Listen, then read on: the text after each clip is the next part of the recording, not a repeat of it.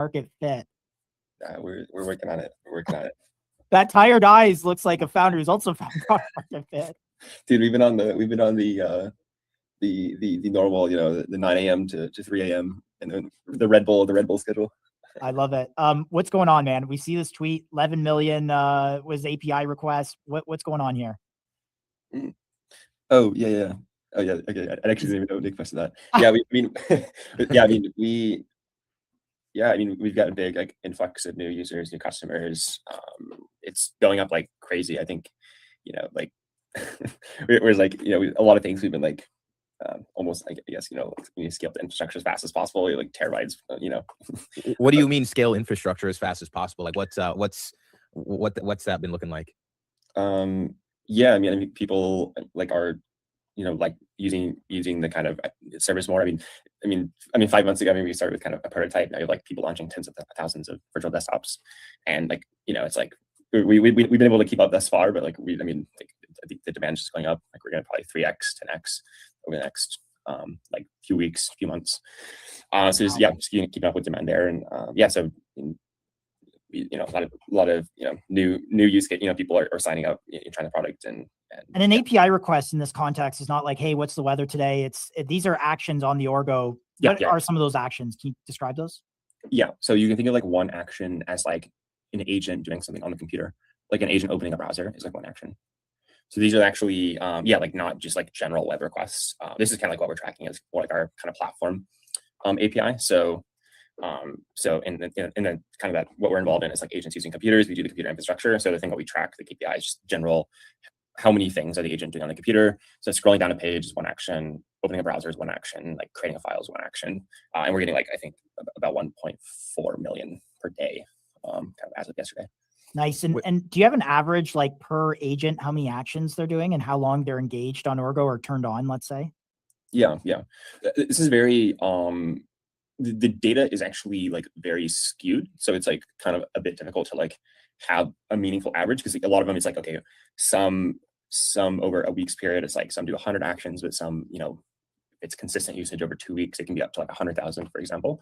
But I guess the kind of mean is around like 5,000, I guess you would say. So like that kind of translates to a agent like kind of using the computer continuously for like a couple hours, and some of them kind of up to several tens of 10 or 20 hours of usage.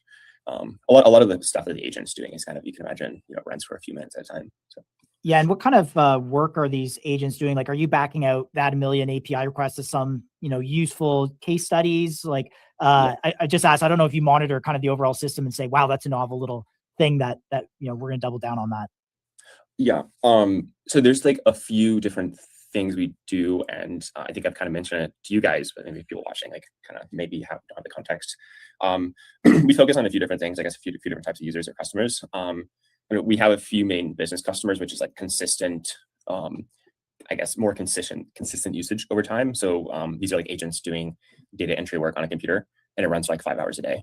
So that's a more kind of consistent usage. And we also have a couple, like as of recently, like Nick's posted a bunch of stuff we like blown up on like the Claude stuff. We've had about 4,000 people set up Claude bots on Orgo, and we kind of created the most, I guess, viral video in that space of the whole Claude bot craze. Nice. So it's kind of a mix of a few things. A lot of it's like, okay, we have this consistent stream of like business, like enterprisey kind of usage. It's kind of more like manual work, and then a couple other people developing agents, deploying them on Orgo, and also like people building like personal assistants or deploying personal assistants on Orgo with like Claude bot, that sort of thing. Sorry, Chuck, I got one more. Do you see a core benefit of using Orgo versus like a Mac Mini? Because everyone's going down the Mac Mini route here in a lot of ways, but how do you think, like, have you seen use cases like, okay, Orgo shines in this situation? Yeah, we see like endless comments, or like in my eyes, like, okay, like maybe there's 3 main options. Like you can use Orgo, AWS, or a Mac Mini. Like you see people like trying to set up an AWS. This is like the most like AWS is like the most like manual kind of thing. Like it's kind of like more techy, like hard to understand. Like there's kind of like a ton of, even if you are a developer, like there's a ton of specific setups to set up like an agent like CloudBot onto the machine, and it doesn't have like a visual interface, and it like lacks a few like main components that make it good for agents. For a Mac Mini, like, I mean, this is a valid option. Like I guess there's like 3 maybe pros and cons. Like one is like, do you want this thing to like run all the time in your house? It's like, do you want to spend $600 on it or whatever, like $500, whatever Mac Mini is, which is a sunk cost too. yeah. Or it's like, I mean, like orders like, okay, like you just go and like go online, you just set it up in like a couple, maybe 5 minutes, and get it set up. It's, like $20 a month. It's like, it's not like, oh, this one's inherently better. Like, but like, it seems like a lot of people are just gearing towards like using Orgo rather than just like a Mac Mini. $20 a day, right? Sorry, I'm just per month. Oh, per month. Oh, dude, that's way better. Everyone should. Yeah. $20 a day. I would buy Mac Mini if it was 20 a day. Yeah. One of the things that I kind of point to when I'm talking about Orgo to people, and this is a new thing that came out last time, was the security. We've seen some security around agents and like prompt injections to be a thing. How do you guys think of security, and what does Orgo bring to the table on security? Yeah. Like security is always a question in terms of like using your own Mac versus using Orgo. Like, I guess Orgo does this better than using your own computer. But you're never like kind of fully secure, and you want to like do everything you can to be secure. But like kind of like what prompt injection is like, okay, like it's returning some code to like access to run something on your computer, like run code that maybe you did not want to run. Maybe it can kind of try to grab information from you.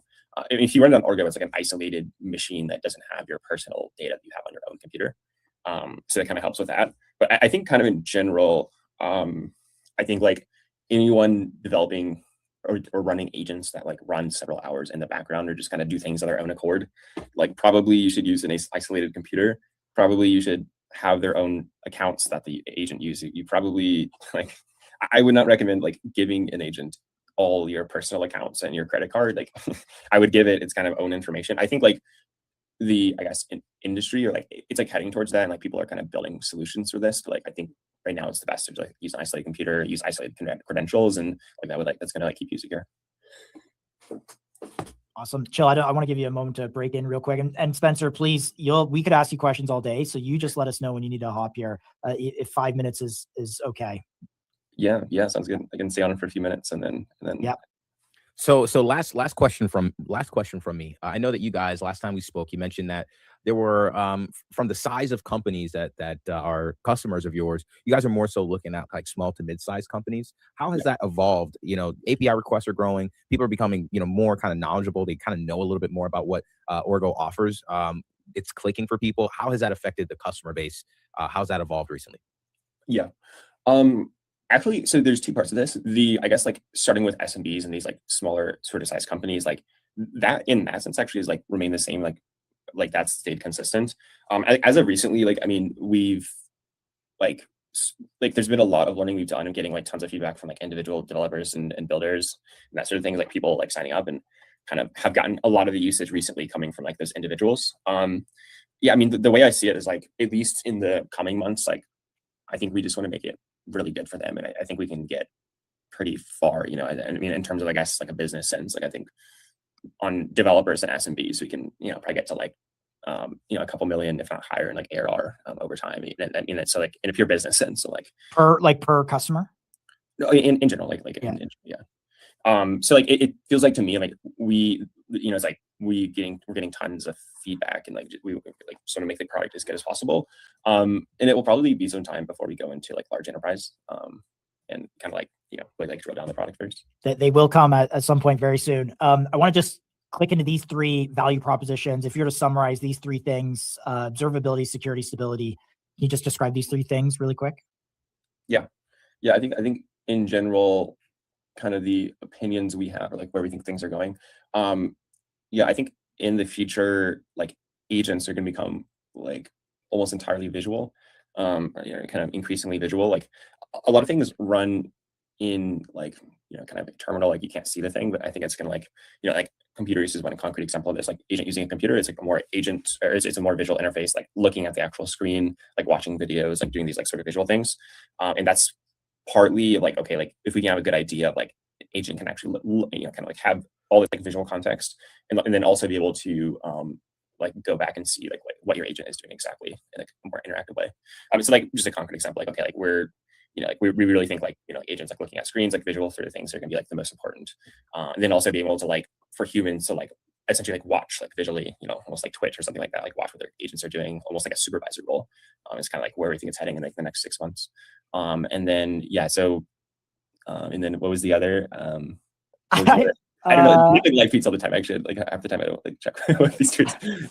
No, you're good. You're building. Let me stability, security, observability. Yeah. Maybe this one. I think they're like, is this a bit of a black box for a lot of people? Is like what my agent's actually doing? Yeah.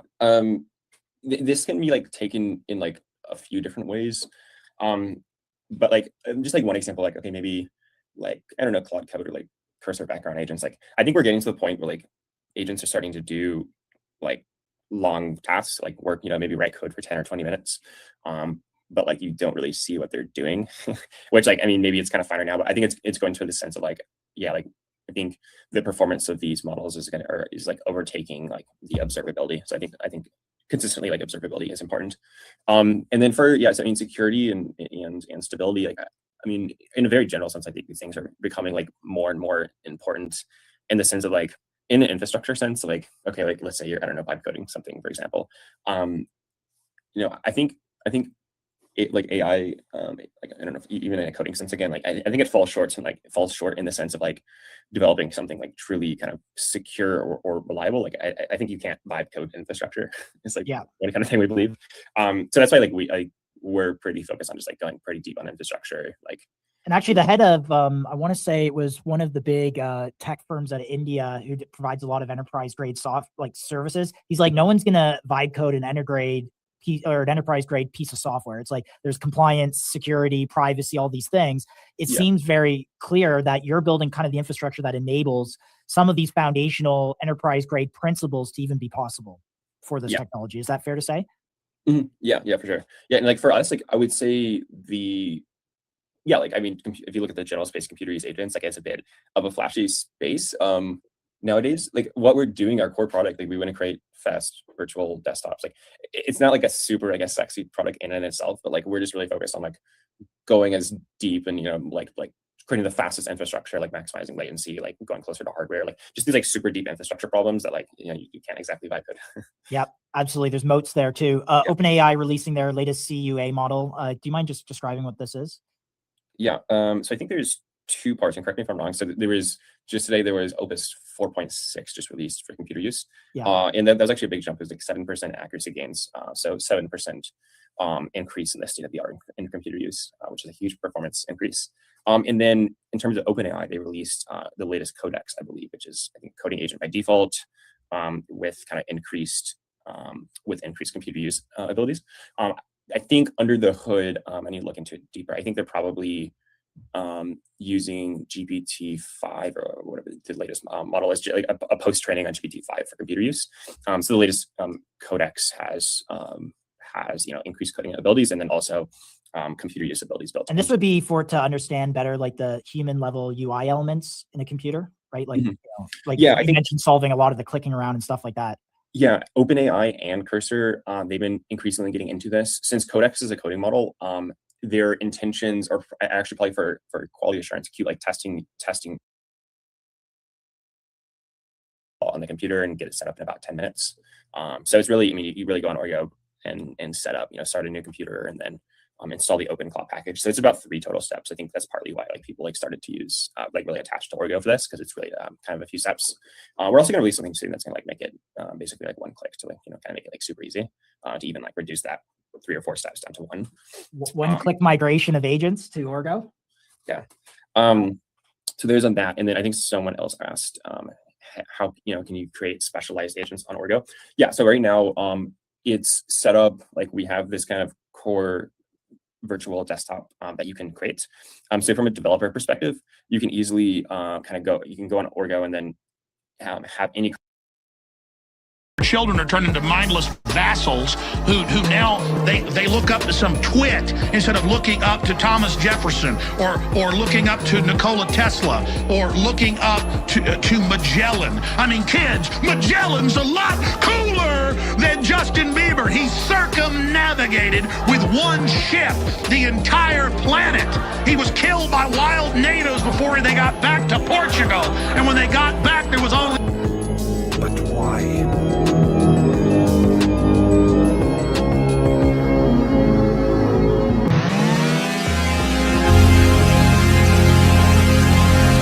22 million in 3 fucking hours! There is no nobility in poverty.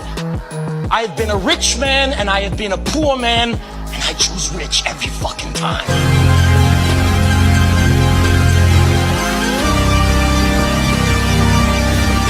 The real question is this: was all this legal? Absolutely fucking not.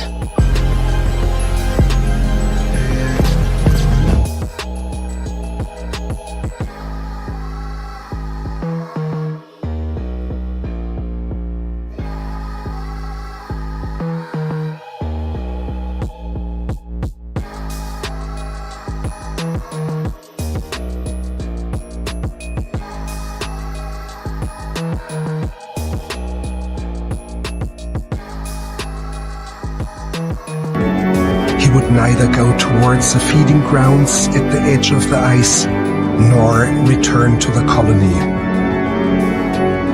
Shortly afterwards, we saw him heading straight towards the mountains, some 70 kilometers away.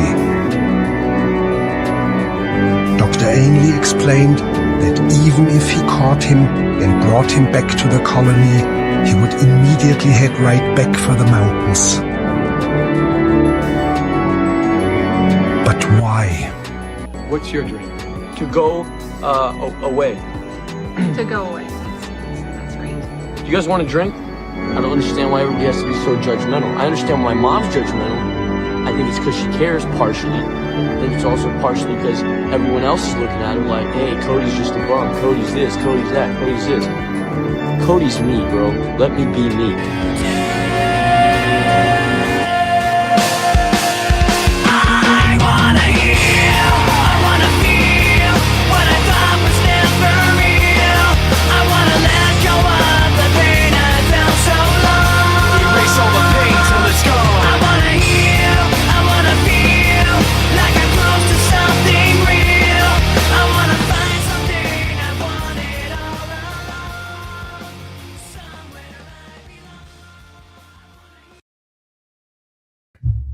Bow, bow, bow.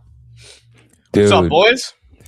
that intro just gets me so freaking hype. What's up, boys? Dude, we're back, goody? Jill. We're back. We're back. Another day cooking on chain. I actually wanted to share something with you guys to open up the stream today. I'm gonna share my screen with you guys real quick here. Let's go. And because I just know that all of us we're winning so much right now.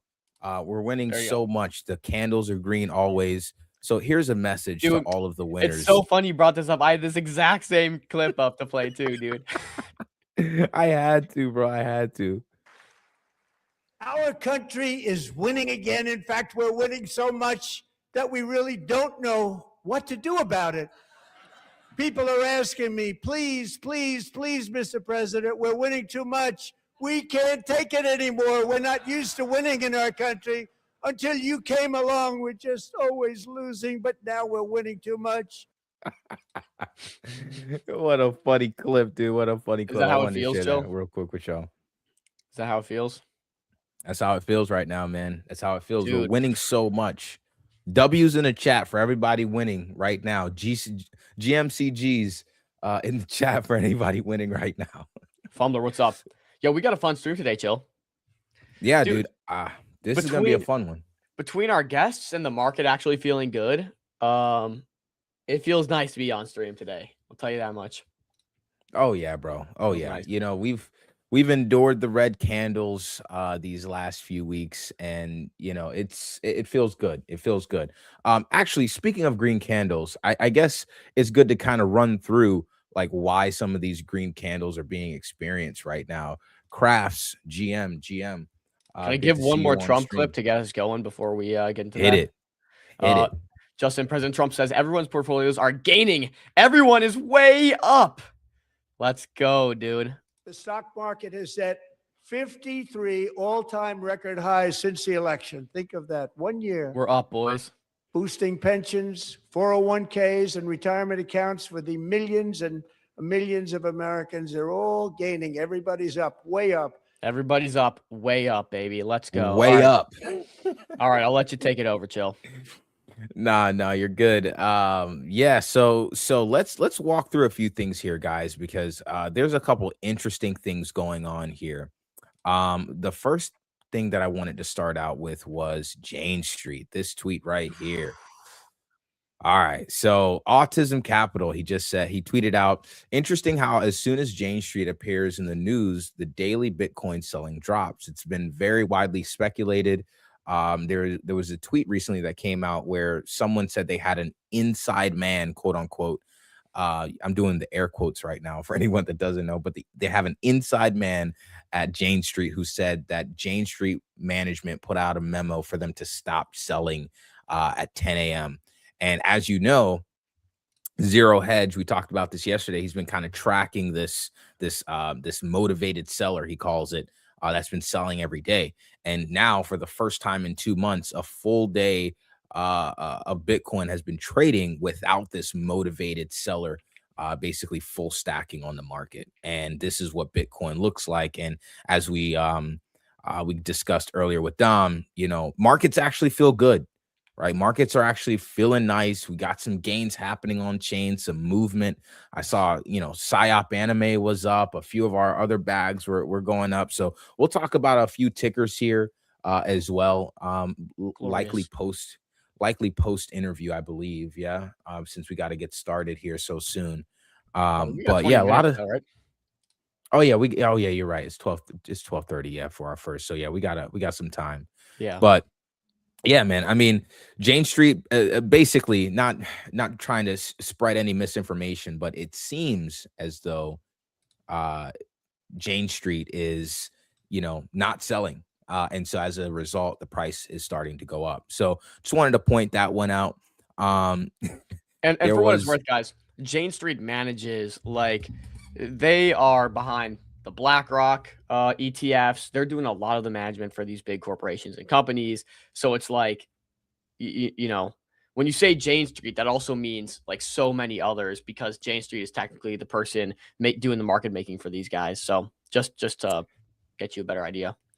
Yeah, there was a tweet that went out about Jane Street as well, if I'm not mistaken, but that actually outlined all of that, right? It talked about how that, they were behind the Terra Luna crash. They were behind, they're involved with BlackRock, so much going on with Jane Street. And so again, that selling has now subsided on their side. Now, at the same time, while that selling has been, has stopped, we noticed that over $400,000 Bitcoin were accumulated between 60 and 70K during the recent downturn, according to Glassnode data. And so while the selling is stopped, the accumulation has begun. And I don't know why my some of these tweets have not loaded up for me. So let me pull it up on TG real quick. Twitter doing Twitter things. Twitter, I don't know, I'm looking through my bookmarks. I'm just like, wow, there's all the stuff that I have bookmarked here is just not there. But I'll say, let me pull this up as well. So it basically shows that there's been this historic selling going on in Bitcoin. It's now done, right? We've seen the accumulation happening according to Glassnode, and this comes after Bitcoin has reached record levels in terms of the weekly RSI. So it's massively oversold. So at the very least, we should be good for a bounce here. Whether you want to call it a dead cat bounce, whether you want to call it a relief rally, whatever the case, we've been going down for weeks and weeks on end. And now some of the, the factors causing that selling, that's now subsided, and now we're at record lows. So everything is looking good here. Everything is looking good here for a bounce. I want you guys to take note of what rallies, right? Take note of what takes off the fastest when Bitcoin, during this Bitcoin bounce, because, in my opinion, I think, we'll rally, but this rally will come to an end. We're probably going to chop a little bit more. We'll talk a little bit more about the bottoming thesis here. We talked about it yesterday. I think we still have some time to go before we reach an ultimate bottom. But take note. The market still shows you its hand. And so take note of what starts to move the quickest when Bitcoin bounces. Let me also show something real quick too to corroborate your point here. A few things telling us Bitcoin's getting or nearing that bottom range. Obviously, you have the miners being unprofitable to mine Bitcoin at some point. That's typically a bottom signal. You have your fear and greed index, which was at 5 yesterday. Extreme fear. You have your uncertainty index really high. You have obviously what Chill is showing the RSIs, but also an interesting thing to look at is the Bitcoin realized price, right? So what this actually means is it takes into account all the buyers of Bitcoin over time, okay? And, we talked about who holds the most Bitcoin. I think we had JW on a stream a little while back. And we talked about who holds the most Bitcoin. Well, it's the OGs who got in Bitcoin real early and they follow the 4-year cycle. So you have to kind of cater to what they're going to do because they determine price, right? They have the overhanging supply. Well, if you actually look at the Bitcoin realized price index, you can see this yellow line here is actually the average price of where everybody to date, including Saylor, including, all the big institutions, the ETFs, whoever has bought Bitcoin, the average price is this yellow line here. And then obviously the black line is going to be the current Bitcoin price. You can see the average realized price of Bitcoin is $55,000. So you got to start thinking once we dip around this range, this current range, once we dip lower in the 50s range, pretty much the average person is well underwater at that point from their average buy, especially top buyers, of course. So when you get below the average price, you know that if people are buying at these levels, they thought at some point it was a fair value to buy Bitcoin. So if you think Bitcoin has become more intrinsically valuable than it was earlier, then technically below that fair value line is a good place to start looking to accumulate. So I think this adds a lot of confluence to the Bitcoin bull thesis here. Just wanted to kind of point that out for you guys real quick. 100%. And if you flip back to my screen, another just confluence for this bottom forming or this bottom starting to form here is Income Sharks. So Income Sharks, if you guys haven't followed him, I followed Income Sharks for a while. He trades stocks, he trades commodities, he trades crypto. He even trades a little bit on chain as well. So very nice account and everything. Followed him for a while, got him on the Chad's list. But he actually kind of called the move from November, December, January. He called that move, and that was well documented there. He's been very known for calling some of these major pivot points. But again, confluence with me because I also am kind of looking for this summer bottom, right? Remember yesterday we talked about how we could kind of potentially bottom July, August. He basically here has us bottoming a little bit sooner than that. So I mean, take that for what you will, but my point is we've gone through, at this point, almost 6 months of completely pure down only price action, right? Ever since October. So when you look at, October, November, December, January, February, we're closing out February now. I mean, we're about 5 months, but almost 6 months of just down only, right? So at some point, the market will get some relief. So it makes sense for us to, again, perhaps have a relief rally, but I think we will ultimately form a range that we will then break out of.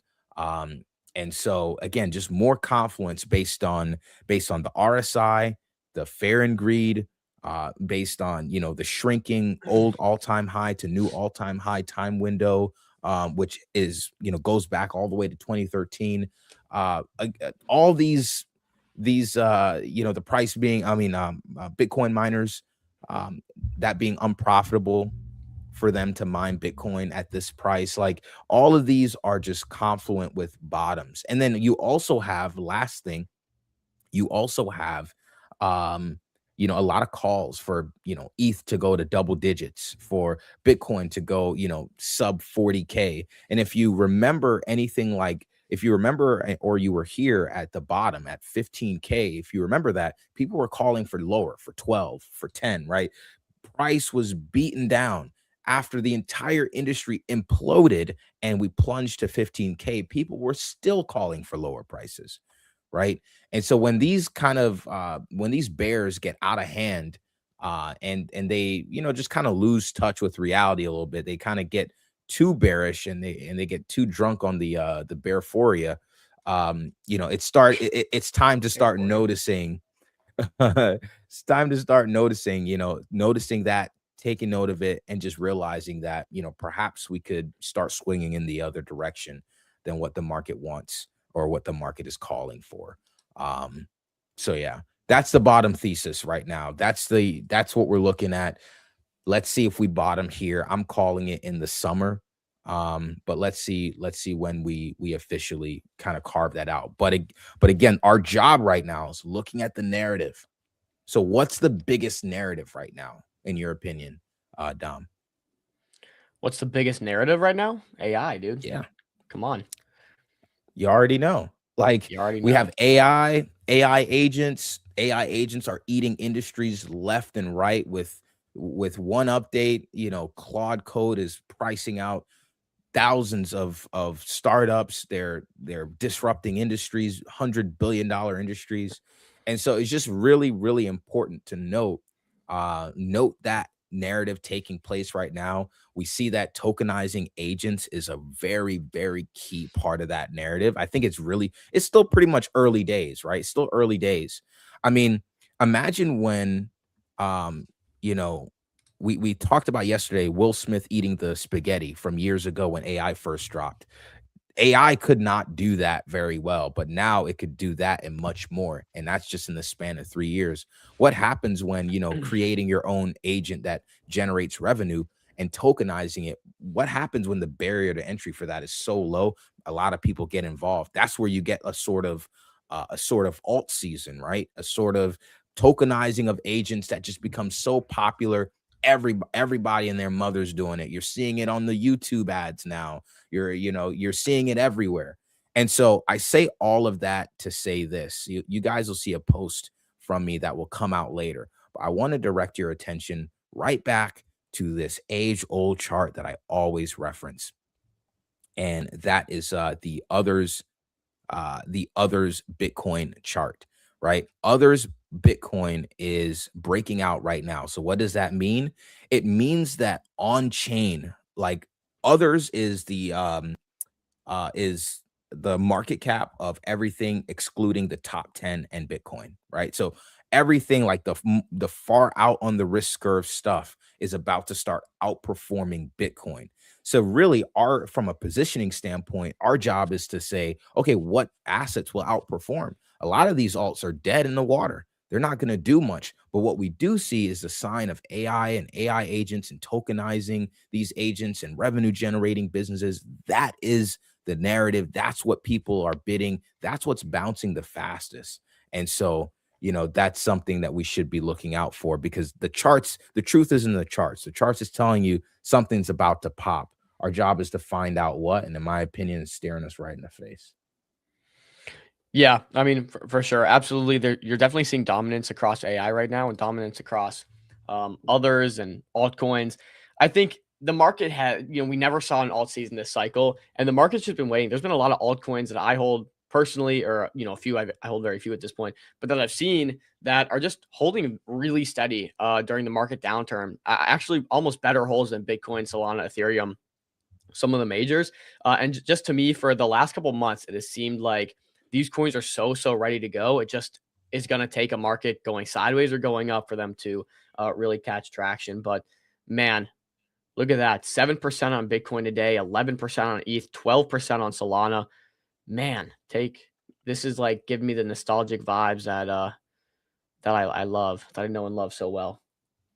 Yeah, I mean, let's take a look at some of these lower time frames. Nice pump today. A king's mentality. Greetings. Greetings, my man. Juicy pump today. Absolutely. You know, nice little pump on Bitcoin here. Just like Dom was just saying. I mean, Solana. Dot's up 24%, Uniswap's up 21%, Celestia's up 26%. I mean, I'm just going down the list here. I'm seeing some big outperformance. You know, even Cardano's up 15%, dude. People are still buying that. That's the craziest part. You know, we never got an alt season, so I feel like we never got a chance for people to realize how bad some of these legacy coins are compared to like what's actually out there. You know, and it's crazy to see these things pump, like Cardano up 14%. Now, I mean, it's not crazy compared to like Uniswap, which is up 21% today, but Uniswap at least still has users. Cardano is just like dead in the water. I mean, it still shows you that there is dumb money out there. Like, I'm sorry, not trying to like, you know, offend anybody, but there is still capital out there that can be psyoped into buying whatever. They can be buying a blockchain that hasn't been used and is hated by its entire industry. Like, you know, there's still AKA there's still money that can come on chain and buy some of this stuff that's taken off. All it needs is a narrative. And that's what Cardano, you know, gotta give them credit for something. They've done it in terms of selling, you know, a good narrative around Cardano. So yeah, a lot of pumps here today. Let's look on chain real quick. What's pumping on chain? Let me pull up my deck screener real quick to show you guys. I mean, I'm seeing some bounces on base across the board. I mean, everything's up. Orgo is up 40% in 24 hours, looking really nice. Who was on the pre-show today? You know, saw some other stuff. Conway is back up for some reason. I'm not sure what happened here, but it's bounced back up to 1.2 million. Maybe they tweeted something. Lots going on. Looking at base, we've been talking a lot about Felix. Felix is up off the bottom here. Jesus. Almost just over 700%, about an 8x off the bottom, and it doesn't look like it's slowing down. So that's Felix. As you know, if you don't know about Felix, basically started out AI that wrote its own book, made some money off of it, pivoted to not pivoted, but also made a what's called ClawMart. It's basically like a skills marketplace for agents type thing where markets can kind of list their skills, upgrade their skills, and then, you know, others can come and buy their services. But nice little marketplace. Agents started using it, some popular agents that were running at the time. You know, it started generating some revenue, but then it got really crazy as it started generating $10,000 per day in revenue. So Felix is looking really good. I think $40,000 so far in total revenue in the last 30 days. So that's looking really good. Kelly Claude here was briefly, this tapped the buy zone a few times. It tapped the buy zone here, especially over the weekend while I was off. So tough, but I would have bought more here. But yeah, I mean, Kelly Claude looking good. Basically an app factory that can, you know, recreate a lot of apps out there. Let us know, guys, as well. What are you guys looking at? Are you trading on base? Are you trading on Solana? Are you trading prediction markets? Are you still in perps? Crypto Jones. Agency was one that launched yesterday from Tetsuo. If you guys remember back in the OG AI days, Tetsuo was really popular, really hot, and they launched something for a hackathon called Agency. I'm coping right now. I saw it at 300K. Looked into the one video. Well, I'm not sure. Agency is yep. Perfect. 3 mil. Oh, geez. So it happened fast. It happened fast. But you know, I just faded just because you know, it's Tetsuo. They already had a token. Maybe pull up the chart too on that. Yeah. They had a token. Everything's kind of dead. You know, I saw it in the left curve. Shout out Jones Rida. Shout out the squad over there. But yeah, this just went crazy. So jeez. I'm just not bidding things right now, but all-time high 4.5 mil. Jeez, boy. That's a 10x overnight. Good night. That's a nice runner. Crap. Yeah. So they submitted to the hackathon here. I mean, I'll just pull up the little tweet that I saw. And then I looked into it further. They got a little hardware product that they're working on too. And I was like, okay, this is interesting. But so here you can see agency entry for the Pump Fund Hackathon. Oh, let me pull up my screen. Yeah, do it. All right. So again, coping on this one, but we'll cope together a little bit. Agency entry for the Pump Fund Hackathon. It's a privacy-preserving AI agent coordination protocol with zero-knowledge proofs on Solana. I know there's a lot of buzzwords there, but I'm gonna be honest. I'm seeing a big push for like a privacy-preserving AI in general, privacy-preserving LLMs, privacy-preserving, AI, whatever. So it is actually in the direction of what's kind of hot right now in the narrative. CA's right there. We own 30% of the supply and physically cannot sell a single token. We're in the Pump Fund Build in Public Hackathon. Founders are locked from selling the entire program. That's the deal. Now, you have to be doxxed, I believe, for this. And Tetsuo, if I remember correctly, is a community of engineers and developers. And so I'm not sure maybe who out of that community is participating in this, but yeah. So I'll play the video so you guys can see real quick. But I did see a physical product. So let's just play this real quick. Then I'll get into everything else.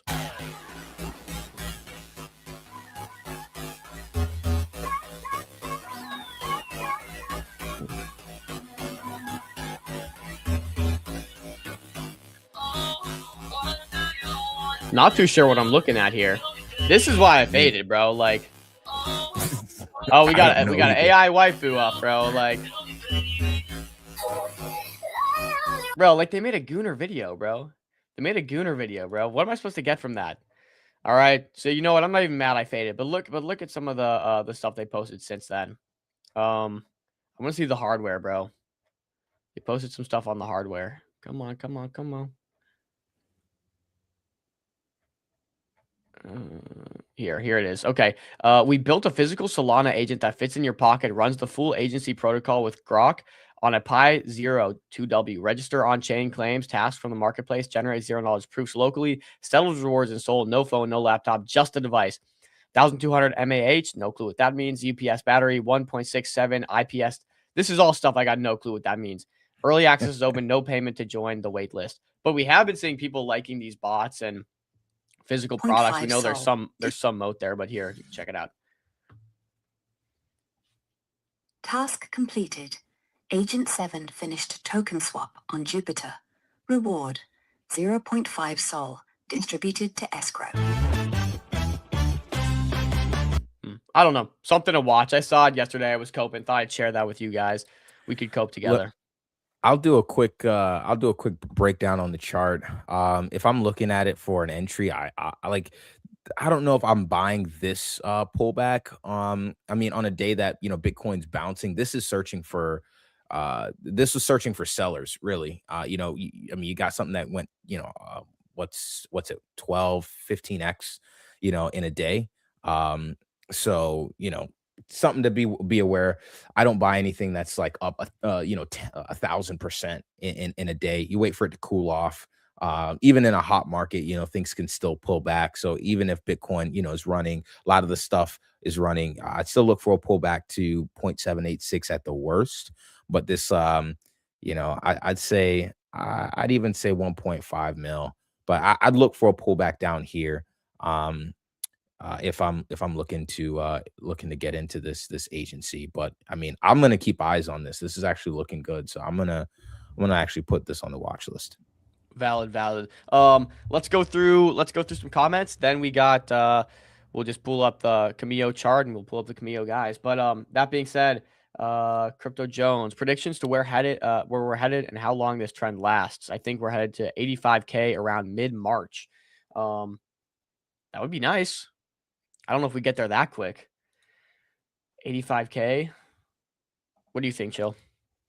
I mean, let's see. Let me share my screen real quick, my Bitcoin chart, because I'm looking at a few levels myself. Yeah, I don't know if we get to 85K by mid-March. Seems a little bit quick in my opinion. But I'll just wrap this up real quick once I get my chart pulled up here, guys. I think here's what I'll say. I look at this dip. We got the kind of extreme dip. We're in this range. I've been thinking we've been saying it on the channel. We kind of range here for a little while, maybe go a little bit lower. But I think we kind of slow grind up from here, sort of like 2020 feel, 2021 feel, where we got the COVID dip. We kind of pumped out of the range and we just slow grind it up.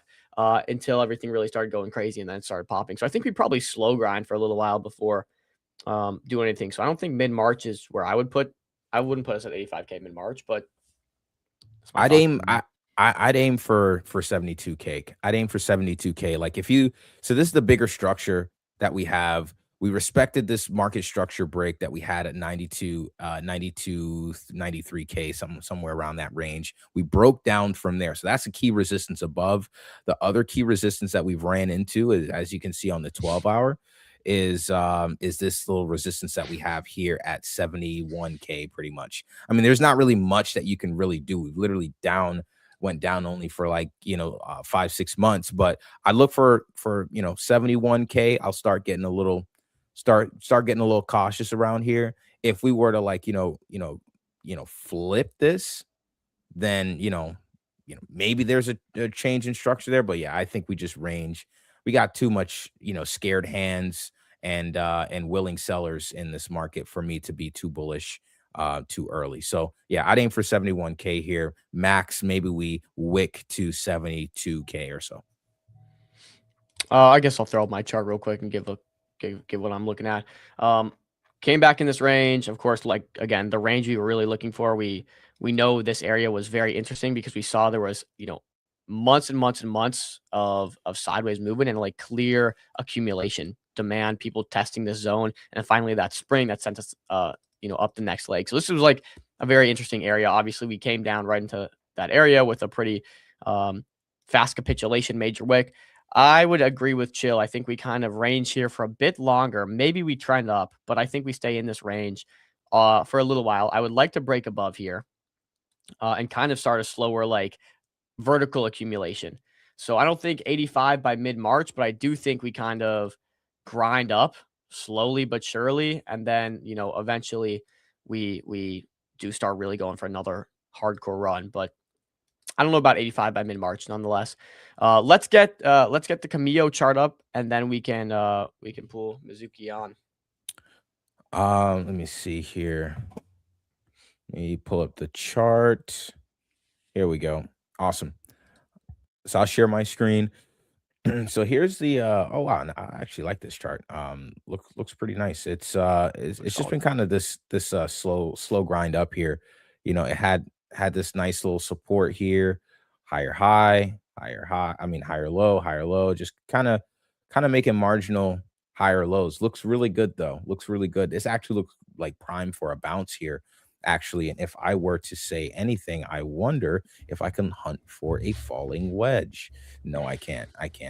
Oh, come on. Out of every chart you put a falling wedge on, you can find one on this one, dude. I'm sure. Let me see. I can try. No, it's kind of, I mean, if you want to do it like that, maybe. If you want to do it like that, you can. Don't force it. Don't force the falling wedge. Don't force it. But I will say though, this downtrend here looks like it's about to get, it looks like it's getting broken as we speak. I mean, this is a downtrend that it's been in since for about a week or two. So looks like it's breaking it. I mean, key moment here. So interested to find out what's causing the buy pressure, what could sustain it, what can allow it to continue. So excited to get them up here for the interview. I think we have that chart looks solid. Zen and Mizuki online here. The boys, what's going on? GM. How we doing? Oh wow, I'm the only face on here. This is How are you guys doing? Yeah, good, thanks. Doing well. Zen, how are you doing, bud? Yeah, not too bad. Trading the market with you guys. Good, dude. Finally, we have some green in the market. So we're excited to get you guys up. The chart looks great. Congratulations on that. You're one of the few charts I think that looks decent in this market. So let's dive straight into it. Zen's a good friend of the show. We've known Zen for a while. He helps us source a ton of projects, and he's an ambassador and works with a bunch of projects as well. So Zen, maybe give a quick intro of yourself, and then Mizuki, we can get into you and talk a bit more about Cameo. Sure. Yeah, let's get Mizuki to introduce himself first, maybe. All right, sure. For sure. Well, can you hear me all right, guys? Dude, yes, Chris, perfect. Yeah, cool. All right, so yeah, I'm the founder of Cameo, and basically started this project about a couple of years ago. And how I came up through developing is through e-commerce. So that's my outset for it. Started about 10 years ago by building Magento plugins that then I moved into machine learning products like dynamic pricing and competitive intelligence tools, developing stuff like that, mainly for Magento to start off with. Then that path sort of pulled me into autonomous agents, which of course made sense. And then about a year ago, I started building this Shopify app where agents fill in product supply chain data autonomously and using X42 to pay for services and external APIs. And I just found that the moment money entered the loop, the accountability just broke. Agents could pay and still get bad output for that payment and have no enforceable recourse for handling that. So that's sort of how Cameo came about. It's just this one hard problem trying to solve that agentic commerce without trusted settlement just fails fast. And so we built the trust layer for agent-to-agent work to be able to do stake-backed and escrowed work objectively settled where and when there is a dispute on that. So yeah, I'll talk about a bit more about the Cameo as a product, but just to share a bit about the team. It's basically me, I'm the founder, and then I've occasionally pulled in support devs for doing some heavy lifting on and off for building the Solana programs and stuff like that. But we have we focus on full stack execution, so we have on-chain programs, SDKs, operator tooling, full stack. Okay, wow. Yeah, there's a lot that you just went through there. A lot of stuff that I think just went over people's heads. So we're gonna have to try to keep this as as simple as possible for everyone. But maybe get into Cameo here and what exactly it is that you're doing with this. Yeah, so the end goal is to make the agent economy accountable in very short terms. But the way we do that is we ensure that when agents hire each other, we need both sides of that interaction to be enforced, have enforceable rules. So Cameo is that trust and settlement layer that adds contractual value to those interactions. Sort of escrow. Yeah, we have an escrow service which can be entered upon when there's an agreement that the escrow is created, and then if that escrow, the happy path for that escrow is deliver release, of course, but if there's a failure, the failure path will be a dispute is filed and then oracles vote on a resolution. So we use a private oracle, multi-oracle, where commit reveal voting is used with ZK backed verification. So outcomes are verifiable, but we don't expose any individual oracle votes. Okay, got you. And so what's the reason of having these, KYC agents? Why would agents have to be anonymous or not anonymous? I guess I'm trying to conceptualize the zero knowledge aspect of agents and why they have to be, private in that sense. Yeah, right. So you would want agents to have a reputation online, but not necessarily who is behind those agents. So it's not for the agents running, the companies running these agents to be able to hide, but more for the reputation of those agents to be verifiable rather than relying on the company behind it. So it's the agents that have the reputation, that have the on-chain reputation, not the companies running the agents. So the people behind them are more the people behind them are anonymous, but you have the zero knowledge proofs to know who they are. Whereas the agents, everything is out there in the open. Yeah, the agents have through the trust layer of Cameo, the agents get a reputational, an audit trail that is verifiable. So their reputation is backed up by that audit trail and is on chain rather than relying on the companies running those agents. Okay, so you're wanting accountable agents. I understand accountable agents so they can interact in the economy. And what kind of like abilities will these agents have access to, or maybe walk me through some of the products that Cameo has? I think is probably a better question. Yeah, sure. So the product is basically this trust layer, and you can use that using our protocol to like whatever you can use running agents through. The main difference that Cameo provides is the trust layer, so the audit trail and the verifiable reputation that we provide. Yep. So I want to add on top of that. So what Mizuki is saying is that Cameo provides this extra trust layer, but the agent will be using, for example, like ELIZA, like Claw. These are the agent infrastructure that can be utilized, so they can do any productive task. But then with Cameo infrastructure, these agents would get that reputational abilities as well for users to subscribe to them, or for agent to hire each other to complete certain tasks. I guess your question was what the agents can do, right? So they can do anything that, let's say, ELIZA provides or Claw enables, right? Things like that. This is not agent infrastructure. It's more so, like you said, that trust layer.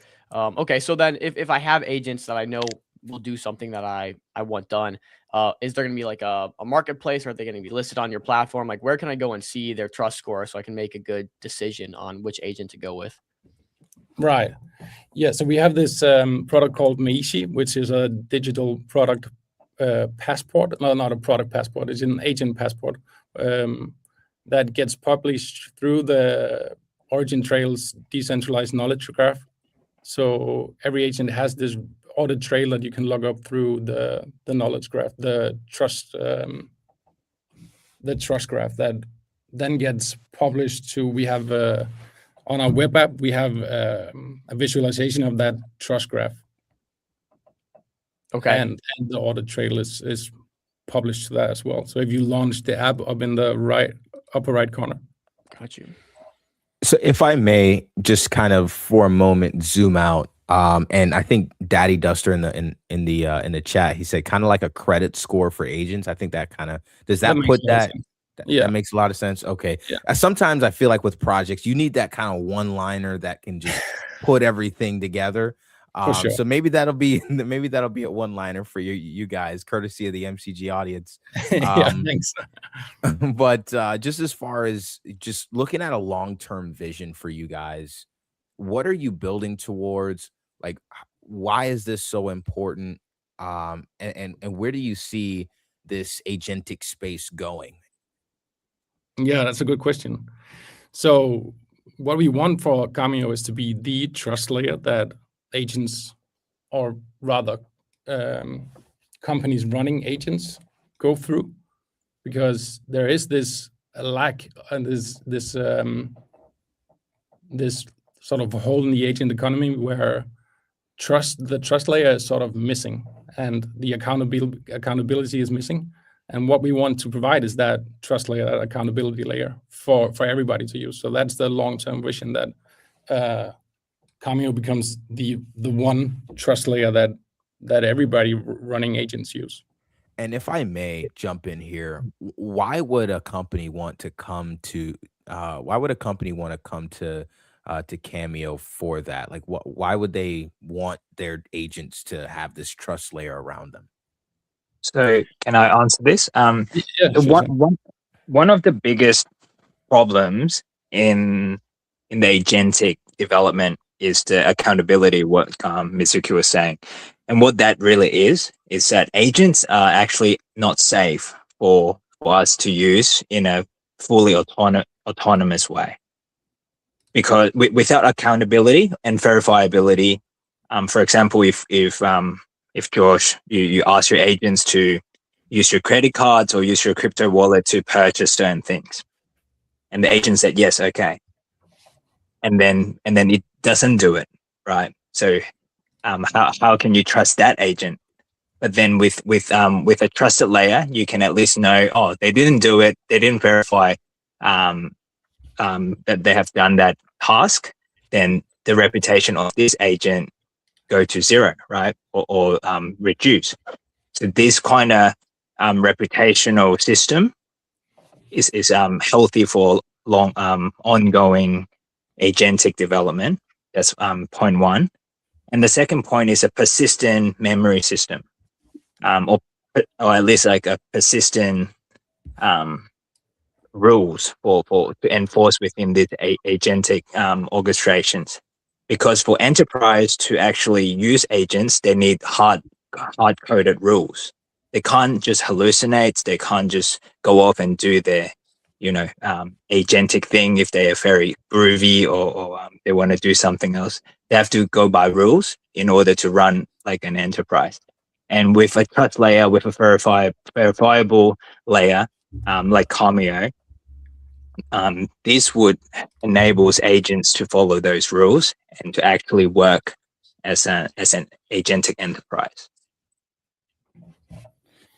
Okay, Yeah. I think that I think I'm starting to. Go ahead, Mizuki. Before I. I just wanted to add to that reputation compounds over time. So that is also a key point in the service that the trust layer provides, is that this knowledge graph and the audit trail is built upon for every agent transaction. So it becomes the effect is compounded over time for each agent and for the company running those agents, of course, which is like that reputation trickles down to them, of course.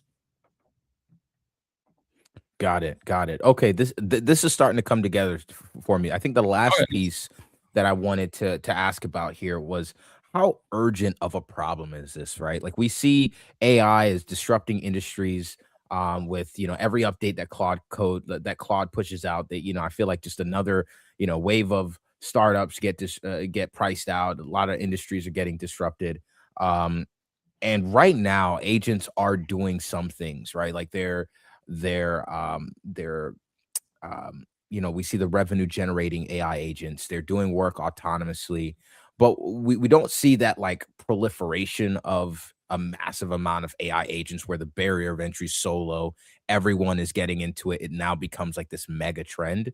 How urgent is this problem? And how do you guys look at, how quickly AI agents will kind of, be used in every facet of everyday life? I think I think agents are already vastly used, and I think we kind of accelerate in a way that is a little bit too quick, and a lot of existing industries are facing a lot of challenges per se. And for example, deepfakes and all these AI agents producing a lot of things, right? Whether it's text or whether it's videos, images. But they're also causing a lot of infringement issues and things like that. So I think that's one of the biggest problem as well, because all these agents has no accountabilities, and they're just basically stealing things from existing web scraping or whatever information they could find on the internet, or even they hallucinate and make things up. So we've when I come to this point, making things up, when you talk to an LLM.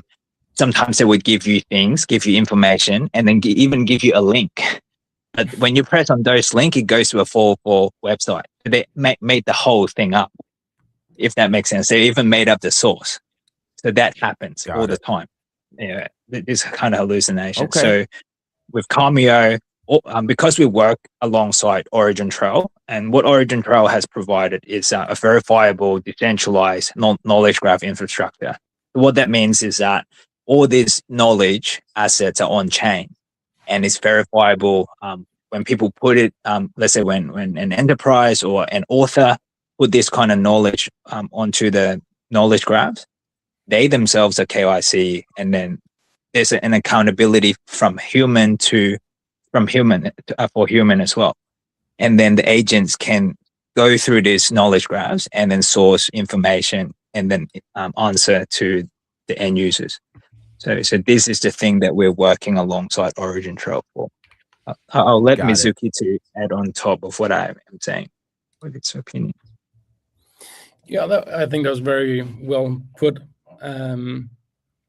Yeah, I think the way that AI agents are escalating and the use of them is escalating is very visible throughout everything, especially these days with the OpenClaw really gaining traction and doing all sorts of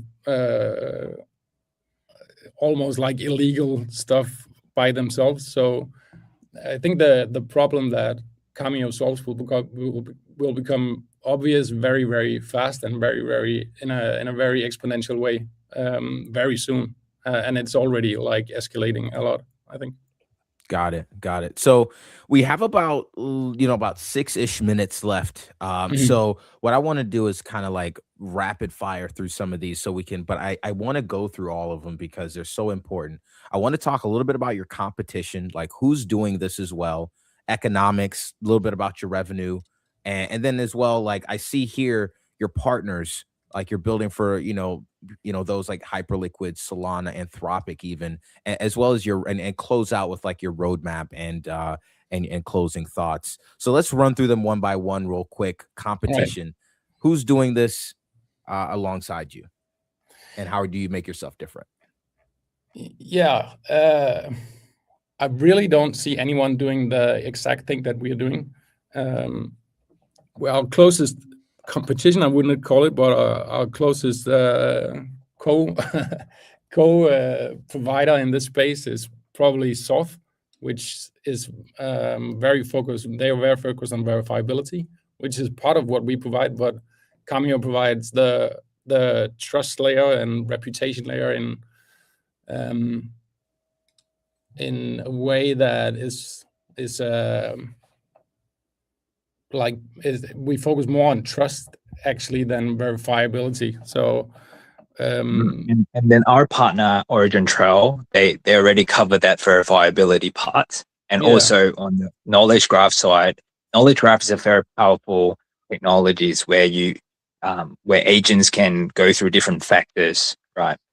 Factor space, and then use ontologies to understand images, videos, and text in different contexts. So I don't want to spend too much time explaining what that is, but I think a decentralized knowledge graph is something we can go further investigate. Then you will see the powerful verifiabilities of those, and also what we're building on top as a trust and reputation layer for agents. So it makes it safe to use and also give people an overview of what these agents have done in the past and how they will fit into your companies or what you want them to do in the future. Awesome. So we see how you kind of like stand out from the competition. You're the only one focusing on trust, and then you're partnering with others that focus on verifiability, and you're kind of tackling the knowledge graph side of things. So let's move on to like economics. How are you guys generating revenue with all of this? Yeah. So we have for our escrow services and dispute services, there's a small fee. So when agents use our services that are specialized for Cameo, a small fee is generated, which then in turn gets routed to the Cameo staking pool, which is then providing revenue for the protocol. So we have a lot of actions on the protocol that generate small fees, which with volume and with scale will generate sustainable revenue for the protocol. So that's basically it. But whenever an agent is launched through our SDKs, we have trading fees as well. So we're building on something. I think it will take a bit too long to explain at this point. We are building something where trading will be enabled for our agents, and that will generate a lot of more revenue to go with the trading fees. I'll add a little bit of alpha that is not published yet, but on this show we will say a little bit. So for agents to make money, we are implementing prediction market for agents to trade on, so they could make money themselves, and then we'll get a cut from their transactions in those things. Yeah, exactly. Interesting. And I mean, I don't know if I can ask how much, like how close are we to this? I'm not sure if that's something else, but that's some alpha for the MCG audience here. We appreciate it. Yeah, for sure. Yeah. So, Awesome. Mizuki, when do we have this feature rolled out? Yeah, I would love to be able to say something specific about that, but we are testing it at this point. It's on DevNet, and we are testing it full steam ahead. So I think within a couple of weeks we are able to go live with it. Love it. Okay, I respect it. All right, so let's move on to the token. So with all of that in mind, how you guys are generating revenue, how are you getting, like, what's the purpose of the token? Go through that for us here. Right. Yeah. So the token is used to stake agents as collateral, and it's used in our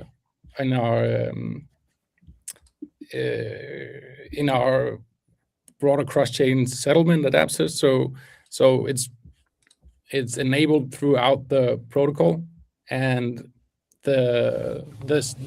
we used, of course, to be able to stake and governance. So basically, it's the native token of the protocol, and we are actively finding ways to strengthen that flywheel of generating revenue and then routing that revenue to the Cameo staking pool. Got it. Awesome. I also saw something over here on your site. I just want to cover it real quick. It was, I think, Hive. Yeah. Funding AI agent teams. Can you just 1 minute elevator pitch what this is exactly? Yeah. So the Hive is for agent execution. So you can run agent swarms through Hive that use ZK signals, and they can bid and vote and stake collateral, and that treasury mechanics built into the Hive as well. So it's a swarm sub protocol of Cameo. Got you. Thank you. I scrolled down here on the site as well, and I see building for Monad, PayAI, Hyperliquid, Dream, Solana, Anthropic, some really big names right here. Can you tell us a bit about what this means exactly, and maybe some more about your partners that you have? Yeah, of course. So we've built a lot of packages that like integrations for these providers. So we have a Hyperliquid package, like a trading agent package, and this is on DevNet still. So, and that goes for Monad as well.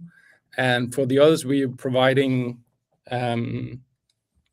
like we do PR, so we add to the ecosystems of PayAI, and we do additions to code and get that merged into the different protocols, like, because we really believe in strengthening the whole agent the whole agent ecosystem with our contributions. And for Anthropic, we've built an MCP server that is that builds on top of our trust layer, and those actions and functions in the trust layer. We still have that in review with Anthropic, and so we're waiting to hear back on that. Okay, awesome. No, that's incredible. What about the roadmap? As we wrap up here, we can talk a bit about roadmap, what you guys are currently focused on, and what we should expect to come next. Yeah. So right now we have our trust layer primitives and our SDK and services, and we're building this Cameo Singularity, the prediction agent market. What we are continuously working on is hardening and like strengthening operational reliability of the protocol, and like more integrations will follow continuously for frameworks and API providers, and as like broadening the usability of the protocol as far as we can. And in the near future, we're gonna like broaden the cross-chain capabilities of the settlement adapters throughout the protocol. We'll mature the governance functions and the tokenized incentives as well, of course. And we'll just focus on enabling higher throughput through the protocol as adoption grows. I think to end this off completely, I just want to maybe get a bit inside your head here on where you think this is going in terms of the market for this, right? It seems like agents are coming no matter what. There's nothing anyone can do about it. Is the trust layer going to be something universally across all agents? How big does this get? I want to just hear your grand vision for this trust layer that's being built. Yeah, Sen, can you please help me on, because the grand vision is definitely something that you can elaborate on more eloquently than I can, I think. So let's say for people who have not yet had an agent, coming through Comio agentic infrastructure would provide them that extra trust layer and verifiability for them to safely use and also verify their own agents. But for existing users, because we have different packages, we have different CLI for people who have existing agents to also plug into the protocol to use the trust layer. So I think it's quite universally plugged in. But right now we're in the technical development stage. And then afterwards, when we have an actual go-to-market mass adoption, then we will have to do some promotion and adoption there. So the grand vision is for a lot of people to use the trust layer, or to help people to, build this reputation system across their ecosystem as well. Sweet. Well, we appreciate you guys coming on. We got a better idea.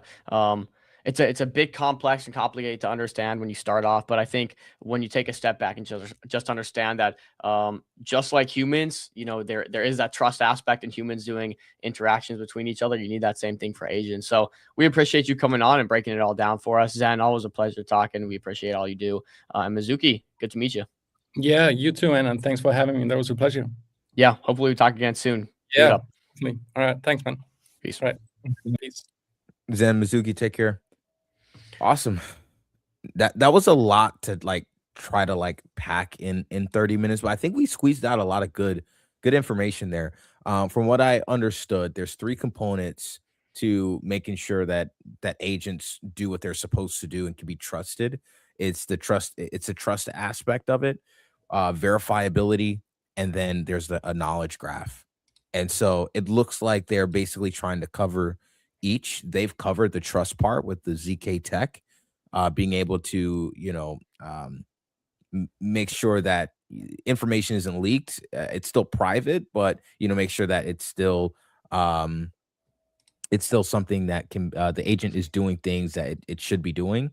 But then also they have the verifiability where they're partnered with someone else, as well as the knowledge graph that they're having tech that's built out for that too. So again, a lot, very, very big brain stuff here, but I like that interview. I love that. Yeah. It looks like when I go to the Origin Trail site here, it seems like right front and center is the trust to source thing. And I'm assuming this is maybe what they were referring to when they say they were building some stuff for Origin Trail. And this is a partner of theirs. Yeah. Decentralized knowledge graph. Interesting. I don't know. It seems, I will say, what I got from Mizuki is the dude seems like a crack founder. He was telling us a bit when he introduced himself about his past. Now he got into this. I'm like, okay, he just said 6 words that I have no clue what they mean, and it sounded smart. So no, he definitely seems like a crack dev. That's for sure. That's for sure. Yeah, no, love that project. I mean, it's something that that's kind of why I asked the urgency question. It's something that is definitely needed. And as we see more and more agents do more, as agents are relied on to purchase stuff with your credit card, to transact on chain, to manage portfolios and all. I think it's early innings for all of this, and I think we're waiting on that moment where it clicks, where no, we actually do need trust. There's going to be a case study or something like that, where it just kind of clicks for people. Why we need this technology. Yep. Okay, we got Street coming on next. Do we have, what time are they coming on? 1:15 or 1:30? Yeah, 1:15. 1:15. Okay, so we got 5 minutes. Anything you want to cover in a couple minutes real quick before we pull them up and rip through it? Let's see here. Let's see here. Let me see. Looking. Oh yeah. I got something. I got something. All right. Let me share my screen real quick. Boom, boom, boom. There. I got two things that we can cover actually. Sweet. Let's see. All right. I share my screen. All right, cool. So we can pull that up.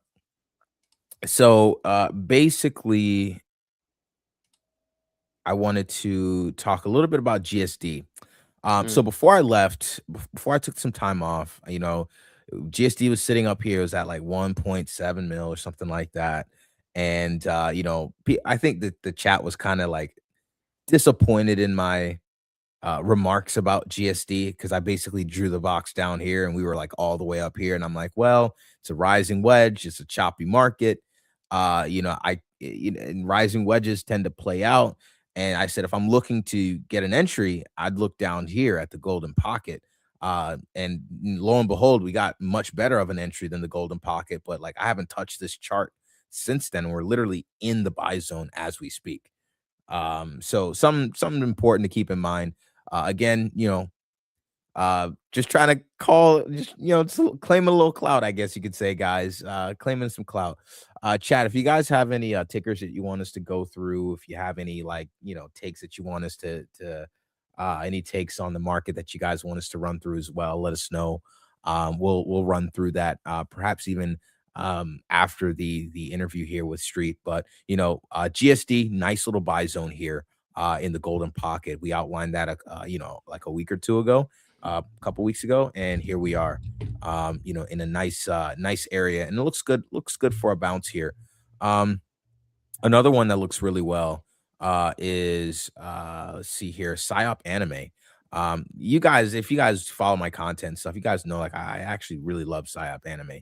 I think I love anime in general, but I just think Psyop Anime is a way of consuming news in a way that's completely different, but you still get all the information that you need. And I saw that they were coming out with like a series and working on a lot of things, and the virality aspect. They've had like millions of impressions in like 24 hours on a single tweet. So yeah, so definitely keeping an eye here on Psyop Anime. Let's see what else. Keeping an eye on Loria as well. It's kind of that's what I'm interested in here. Yeah, it's getting kind of closer to, it got close to the invalidation that I put up a couple weeks ago. I don't know if you guys remember that analysis there, but basically just a little below our buy zone, but still a very interesting price to be at here. Even without this fib, we don't even have to use that. Just again near support, and just not gonna fade Andy. Dude, let's riff on this Meteora situation. I say Meteora situation, but Zach XBT basically as put out a tweet talking about, you got Zen's response here. Zach XBT, for context, put out a tweet saying, I got a big expose coming out soon. It's from one of the most profitable companies in crypto. And the comments are like, oh, dude, Meteora. It's got to be Meteora. It's either Pump Fund, Meteora, Polymarket, Hyperliquid. There was just a couple options. And I think Meteora started surging on prediction markets as the answer. And so, yeah, here's the tweet right there. Thank you. New major investigation dropping February 26th on one of the crypto's most profitable businesses, where multiple employees abused internal data and insider trade over a prolonged period of time.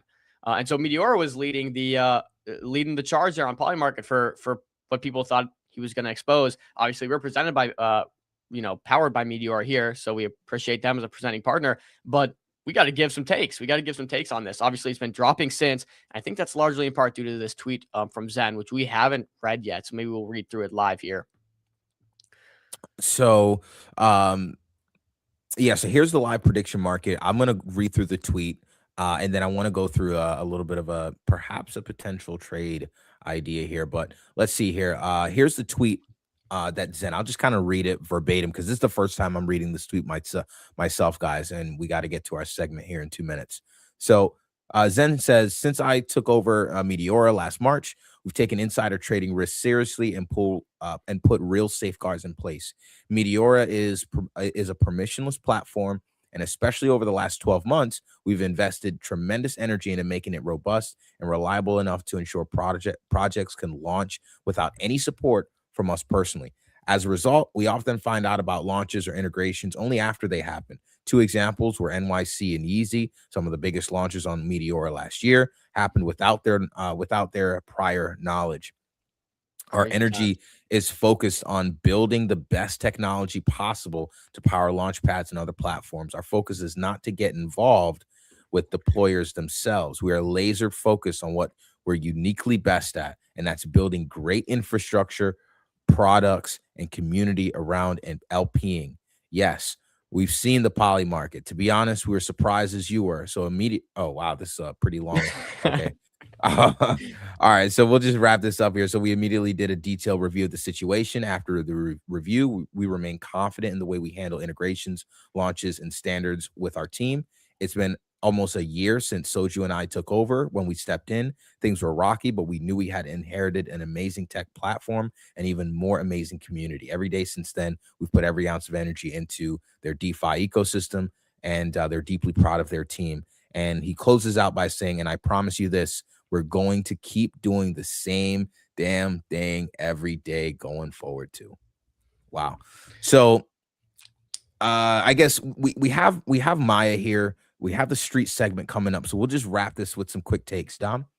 Yeah, quick takes. You know, and obviously this is I'm trying to take our personal relationship with Meteora as far away from this as possible. Meteora inherited this company about a year ago, like he said. And so prior to Zen taking over, they had gotten a lot of backlash for Trump, Melania, Libra, obviously NYC and YZY came when this new team was in place. So I don't know. We'll see what Zach's investigation comes out as. I think the biggest point that I've heard to like disown, if you want to take a trade on the poly markets, you can. So I'm speaking from this angle here. The biggest reason to short, I think, Met on the poly markets would be Zach obviously would have requested interviews from the team if he was doing an expose on them. And I don't think, you know, at least what I've heard, they've had or been contacted by Zach. So we'll see. I don't know. The Meteora chart took a bit of a hit, I think, due to people assuming it was them. But I don't know. We'll see what comes out of it. But again, completely different team this year than it was last year. So it's kind of hard to even, yeah. I want to bring Maya up here to get maybe his take on this while we do but while we bring him up, I mean, quick take for me is just simply, you know, Meteora is separating themselves from Meteora before Zen and Soju and Meteora after. We've seen what they've been able to do. I think our relationship aside, great team and obviously technology, and good for them to like actually come out ahead of this and kind of separate themselves from that. But Maya, wait, before we get what's up, bro? Maya's opinion, real quick, this is doxed Lucas here. Yeah, finally. I mean, I have to run the street now, so eventually I'd have to dox anyways. Or I mean, I was doxed for a while, so. Well, I mean, we saw you in Abu Dhabi, and I think you were doxed on a few podcasts there or shows up there, but we haven't got you on the show with your face out. So this is, I mean, looking good, dude. Yeah, and immediately the first thing is something controversial here with Meteora. No, you don't even have to give. You have an opinion?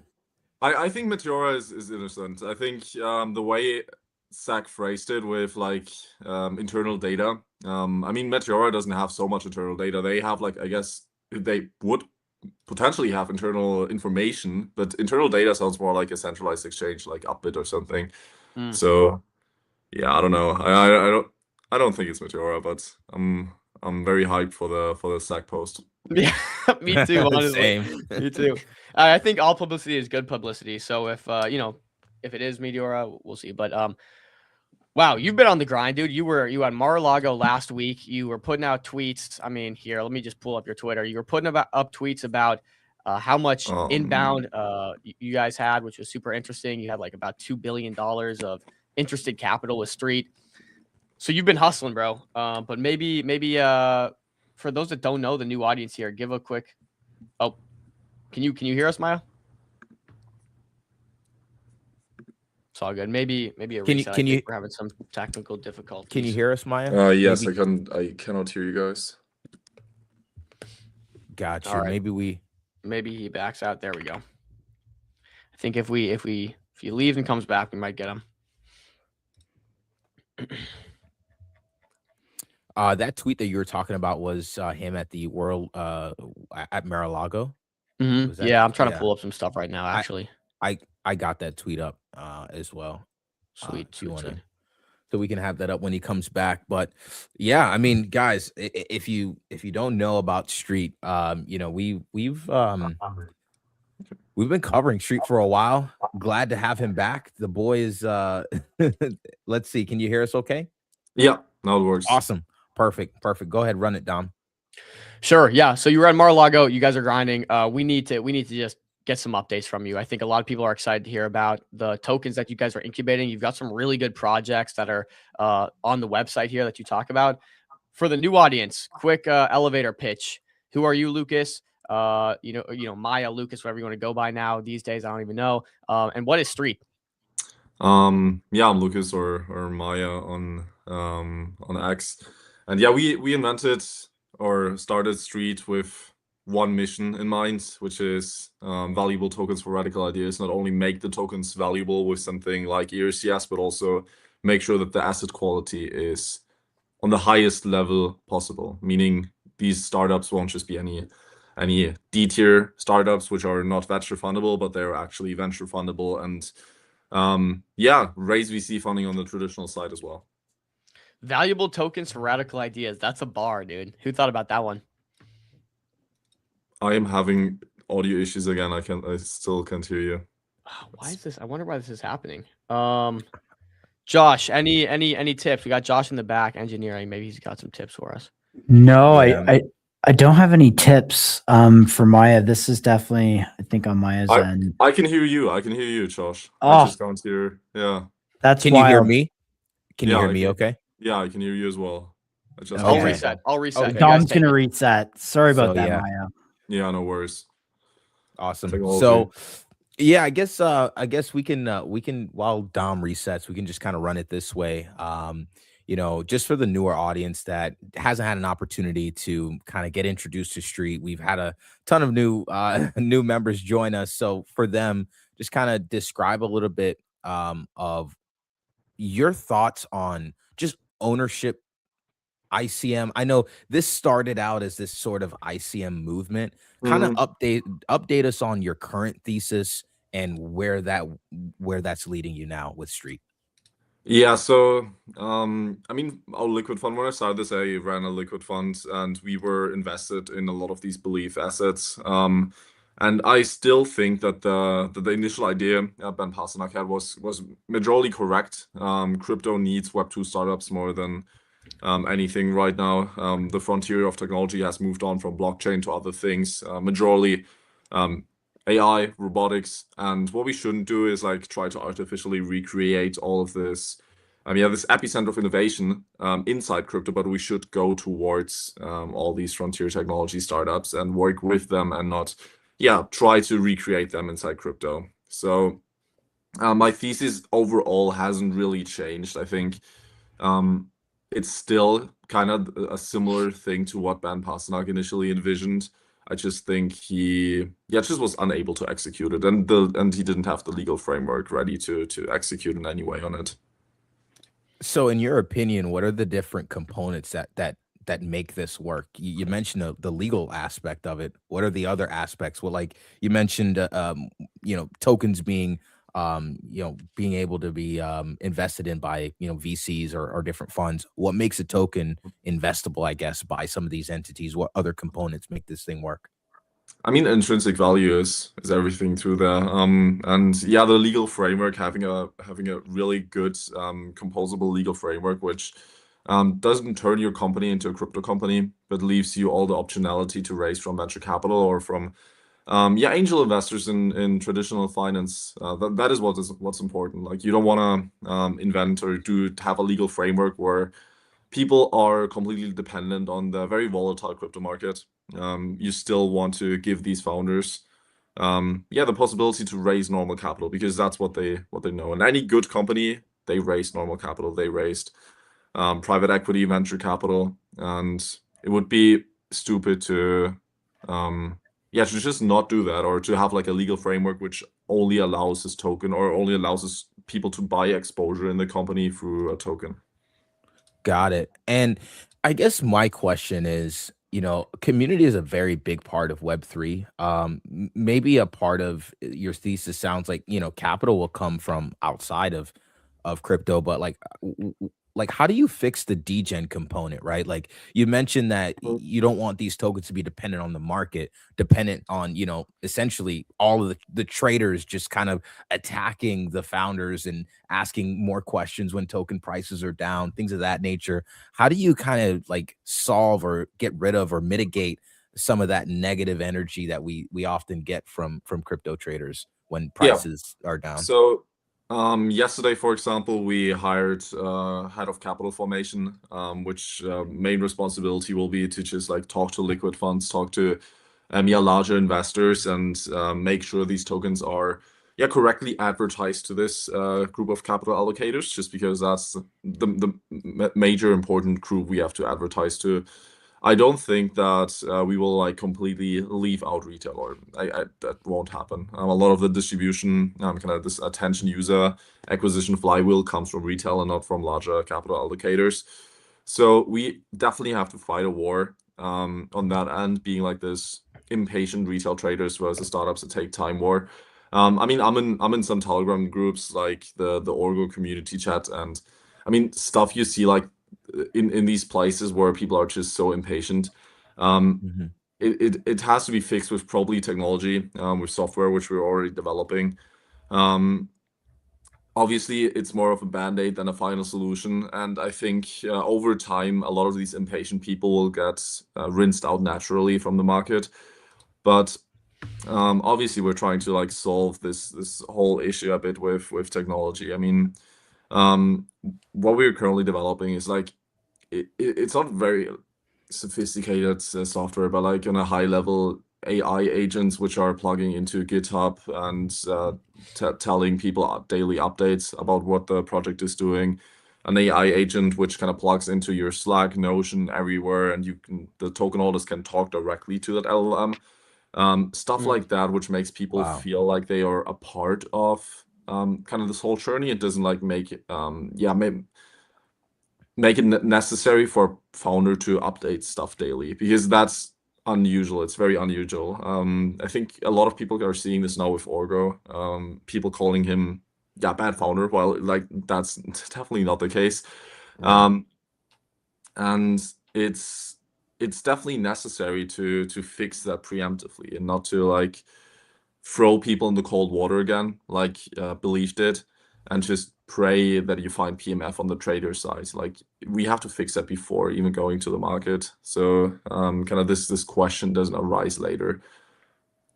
Wow, that's really nice. We're gonna get Dom in here for a sound check in just a second to make sure you guys are good. But I think that's a very profound way, a very profound solution that you've come up with, actually using AI agents to kind of power this sort of community management, or like managing of expectations of retail traders. I think that's very powerful. So thank you for breaking that down. Dom, would you? Sure. Can you hear me, Maya? Can you hear me? No. Okay. Well, you're gonna have to ask the questions. This is ridiculous. No, go ahead. sadly, no. You see Josh's question, Chill. Maybe ask that. I'm gonna reset my entire computer. Sounds good. Awesome. So one question that I had for you here was in regards to the ERCS token. Like in terms of how you think about it, what are tokens before ERCS and what are they after? I mean, if you want to like the hardcore answer to this is probably that they before ERCS, they're not valuable at all. They're kind of just complete vaporware speculation. Obviously, being in crypto for a long time, I know that most people don't even care about that. The only thing that matters is kind of the attention narrative flywheel. But especially if we head into bear markets, or if we want to advertise this to more sophisticated investors, these people actually have to see a thesis and then have to see like intrinsic value. So yeah, I think calling them absolute value empty is probably actually correct. So after years, yes, they actually have like intrinsic value to them. And yeah, before it's just kind of a speculation, which is uninvestable for any large capital allocator. Got it. And there was an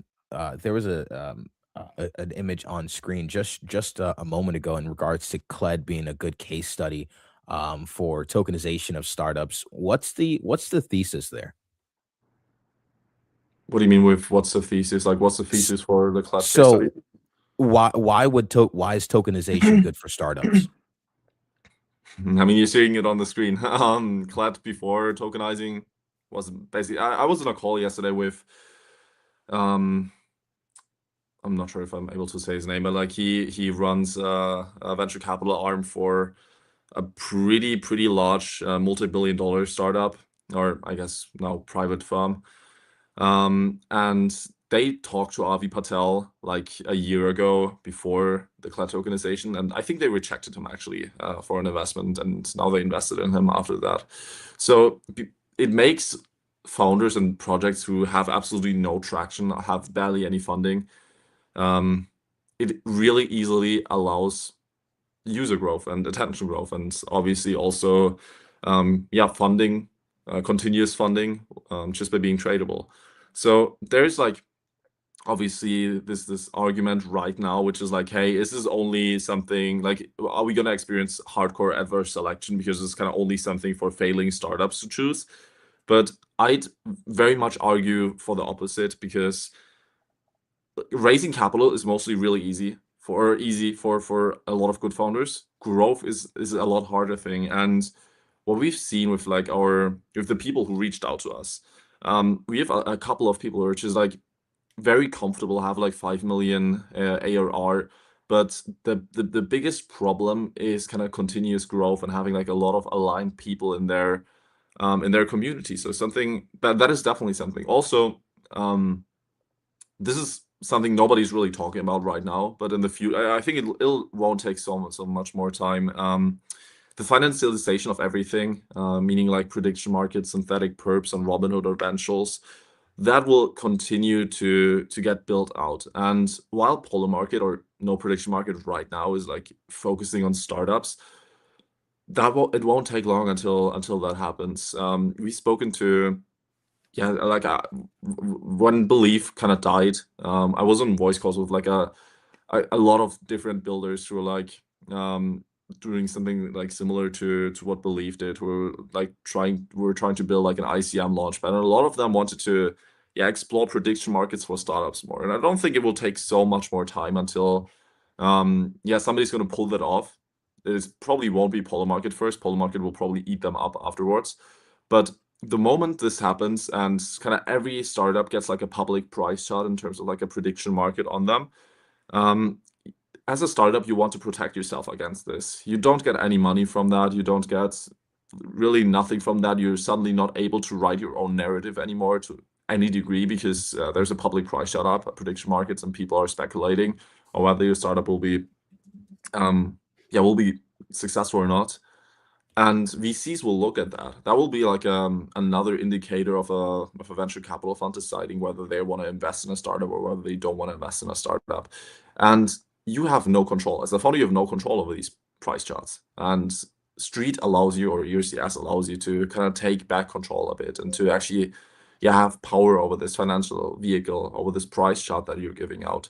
So while that right now is not the way I usually pitch Street or ERCS to Web2 startups, I heavily believe that this will be, probably the main pitch in like 1 or 2 years. Definitely want to circle back on the pitch here in a little bit.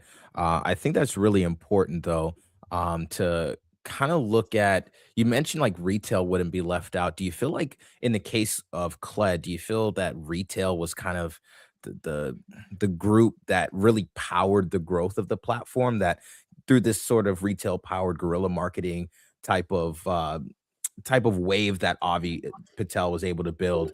Is that kind of the main thing that powered the growth of Cled, in your opinion? Or how did that play out? Yeah, I mean, definitely. But Avi Patel is an outlier. Like, if you Avi Patel is the only Avi Patel, but we are lucky that he's the only Avi Patel. By the way, if there were more, then Twitter would be a outrageous place to be. But yeah, no, like Avi is definitely like so outspoken and so yeah, offensive with the way he's marketing it. Also, Clad naturally is a very yeah, network effect company. Like obviously you're getting free money for getting paid. Like that it can't get better in a network effect terms as that. I want to talk a bit about the price chart, because I think this is one thing traders, like everyone wants on-chain equity. Everyone wants to trade these startups. However, startups don't necessarily day-to-day have volatility like a meme coin does. Like a meme coin, you don't know how to price it. You don't know how to, you know, what should a market cap of a AI agent be, for instance. Whereas startups, you can point to certain metrics and say, well, if I take the revenue, apply some sort of earnings multiple, I can get to a quote unquote valuation, or, you know, look at the business, what was their last raise, et cetera. How do you think about like just the tradability, volatility? Like what should traders think when they are buying these type of ERCS tokens? Well, there's like no accurate way to price them, and I'm not going to tell people how they should price them. I think the market will naturally figure that out over me just like telling them like, hey, this is like so much worth. Obviously the percentage number in the SPV matters. I think it would be stupid to say it doesn't matter at all. But I think it would be very weird for anybody, and maybe right now because the market is thin, to price these as a large discount, just because you would never be able to invest in a kind of valuable asset which is deployed by this company. But yeah, I have to be very careful here what I'm saying. Yeah, no, totally. Yeah, and I just want to maybe stretch on from that. And again, feel free to share what you want, but we want traders. We try and educate traders a lot of the time on the show, and manage those expectations on their behalf. I think maybe extended onto that is, you know, we see kind of a dynamic with Cled, for instance, where it's the equity and ERCS, but also there's these other dynamics where they might be buying Cled to actually give it to users as incentives on the platform. Do you see like additional network effects from the business, or other, like I'll say, flywheels from the business that are beyond just the equity and SPV? Like, how do you think about that? And maybe even on that is like buybacks, like thoughts on using revenue for buybacks, et cetera. Well, first of all, I'm not a fan of revenue for buybacks in any way. I think, again, Avi Patel is an outlier here, because I know it would make him very happy if he could like just once they like $1 million into the chart. But that is not every founder, and we will advise most of the founders to not use any revenue to buy back the token. Obviously these people are smart people, they can decide for themselves, but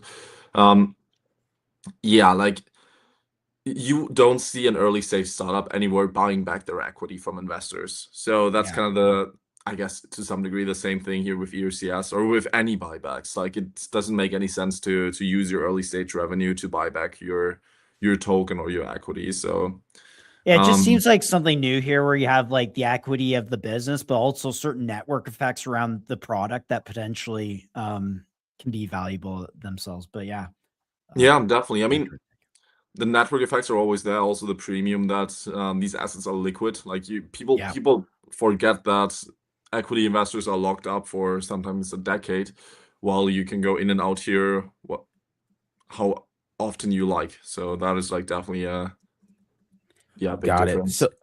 So I guess the question I had, I mean, going back to Believe, and Believe is kind of the only reference point that many of us have to this this new sort of ICM era, if you will. But what's the pitch to founders? Like in Believe, you know, they had, I know, a horrible experience kind of being onboarded, not really knowing what to do.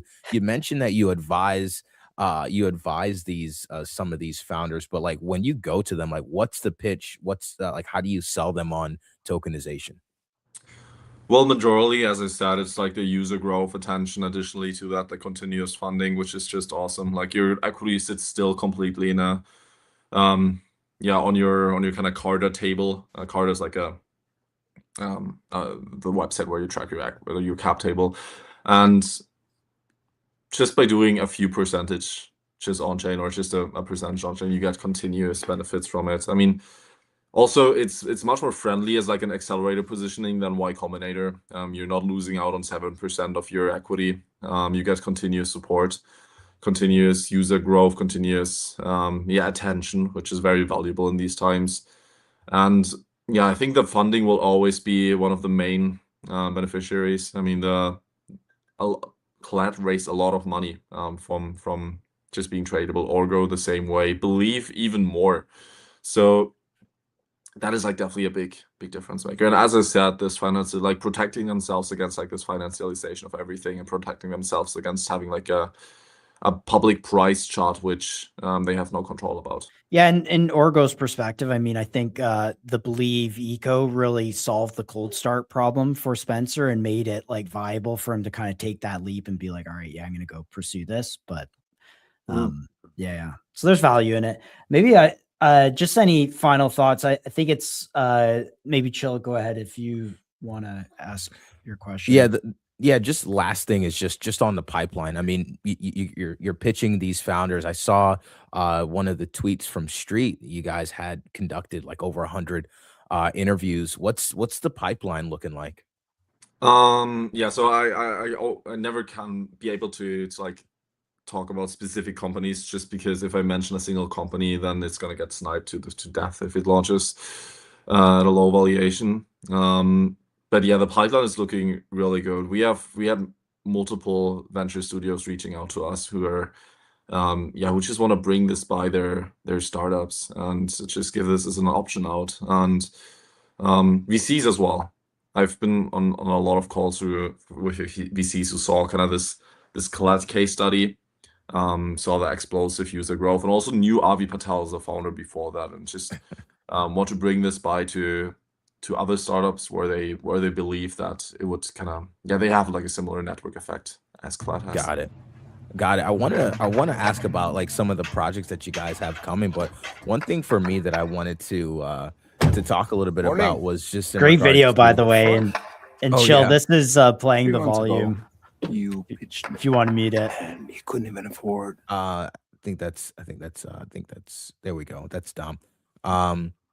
But just one question that I had in regards to the projects was I'm sorry here.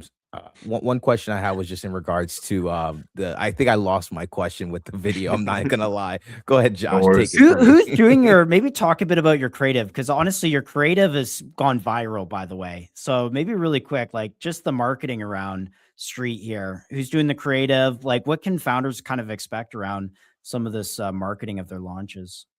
Well, yeah, like I was on a call with Avi yesterday, and I think we both agreed on that Street at some point will be more of a marketing agency, similar to how I guess Y Combinator's brand is mostly a marketing agency. So, our creative, like the guy who filmed these videos, Andy, I think Orgo did work with them, Colette did work with them.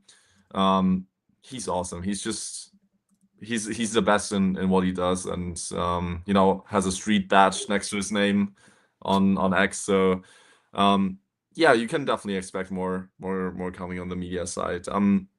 Obviously we cannot take like all the marketing and all the branding away from these founders. They still have to market it to some degree themselves, but the goal of this is to at some point have like a media team who's like consistently kind of shooting and helping founders with a lot of the media, a lot of the advertising, because media is the most powerful thing ever, and it gets accelerated with having this community of financially aligned people investing in your startup.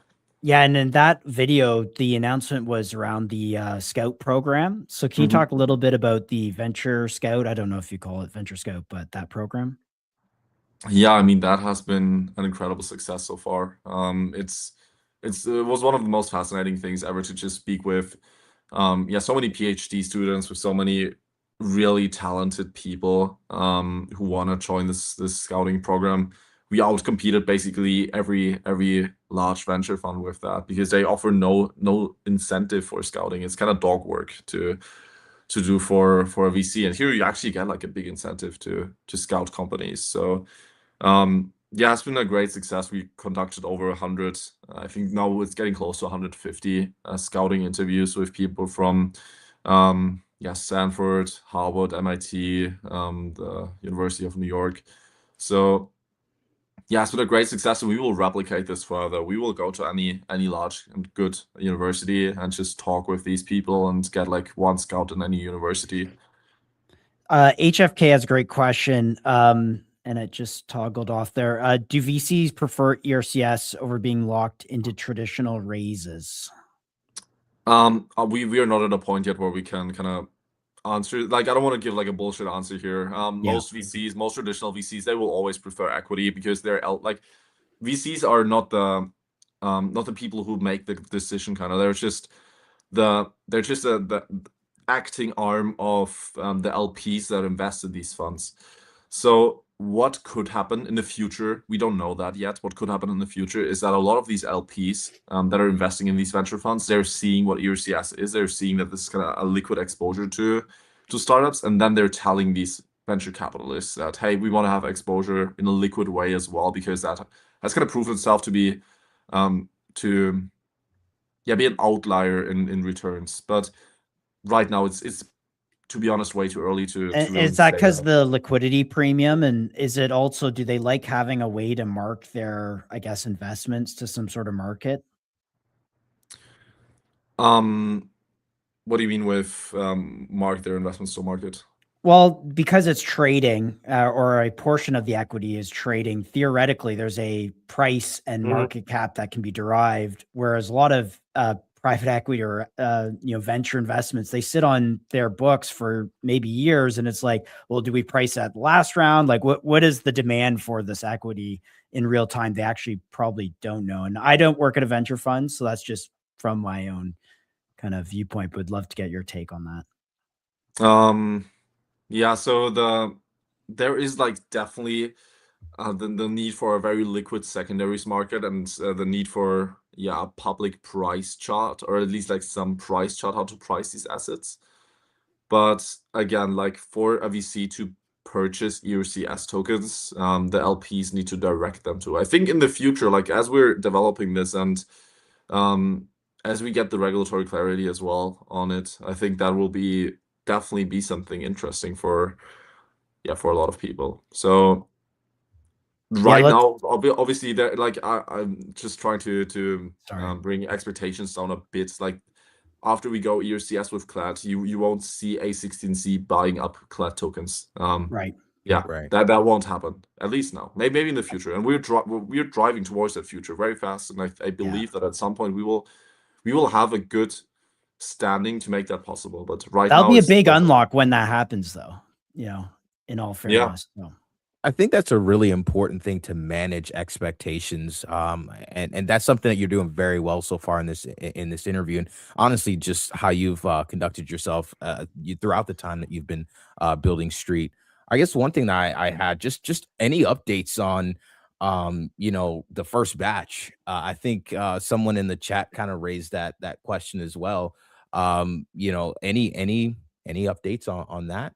Yeah, I mean, running Street is not very similar to kind of running an AI agent company or just a B2B software as a service company. We actually have to talk to regulators. We have to make sure this framework we developed is able to get integrated in venture capital and able to get integrated in private equity. A lot of people are kind of having this take that, like, as a founder, you should ship as fast as possible and you should make a lot of mistakes. But we're actually dealing with real startups here. Like, if we mess up like a single like the first 10 startups, it's kind of over for us. So what we did in the last few months was just in the last month especially, it was just a lot of plumbing work on the legal side.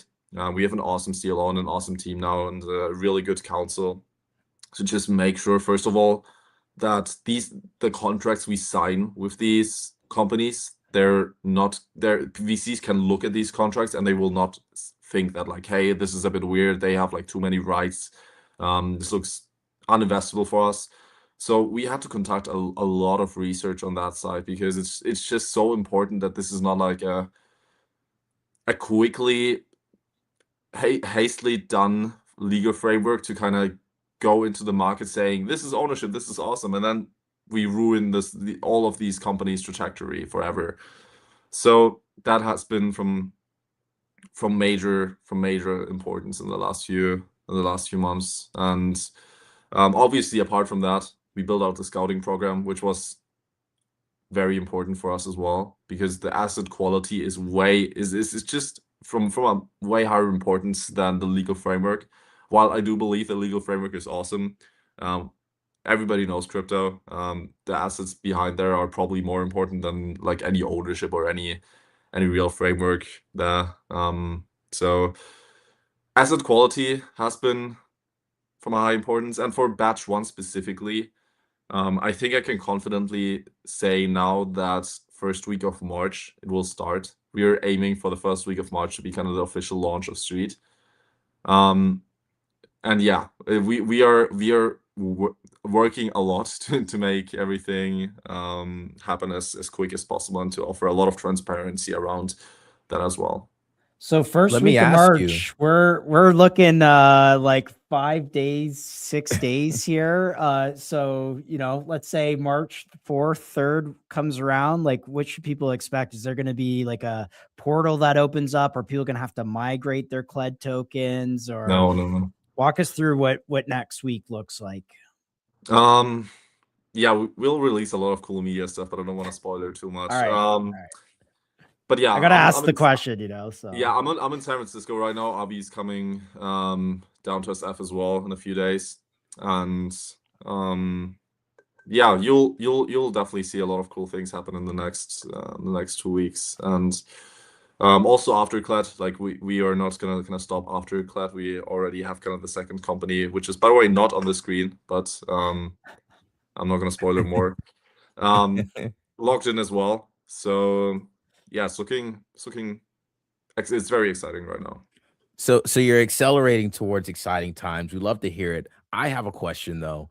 Has this been publicized? Like, is this timeline that you're giving us now, is this something that just coming out for the first time? Yeah, it's coming out for the first time, but I'm very confident now that we were able to execute it. I mean, all lawyer conversations are done on at least the startup side. We have to make a lot more lawyer conversations, obviously, especially with the regulatory side. But yeah, this is looking really good. I don't think it will. Maybe second time of March, but I'm gonna push as hard as possible to make first time of March real. And I think everybody who's working on it with us wants to make that happen as soon as possible as well. Well, we'll just call it March. We'll just call it March, and we'll wait for you guys. But that's exciting, man. I mean, we here at MCG, we love asking founders the tough questions. They come to our show, they leak the alpha for the first time to our audience, and we love it. So MCG exclusive, another one for the MCG homies. And dude, glad to hear it. So you're out in San Francisco. I see you've been doing a little bit of traveling, Mar-a-Lago, San Francisco. What have you been up to lately?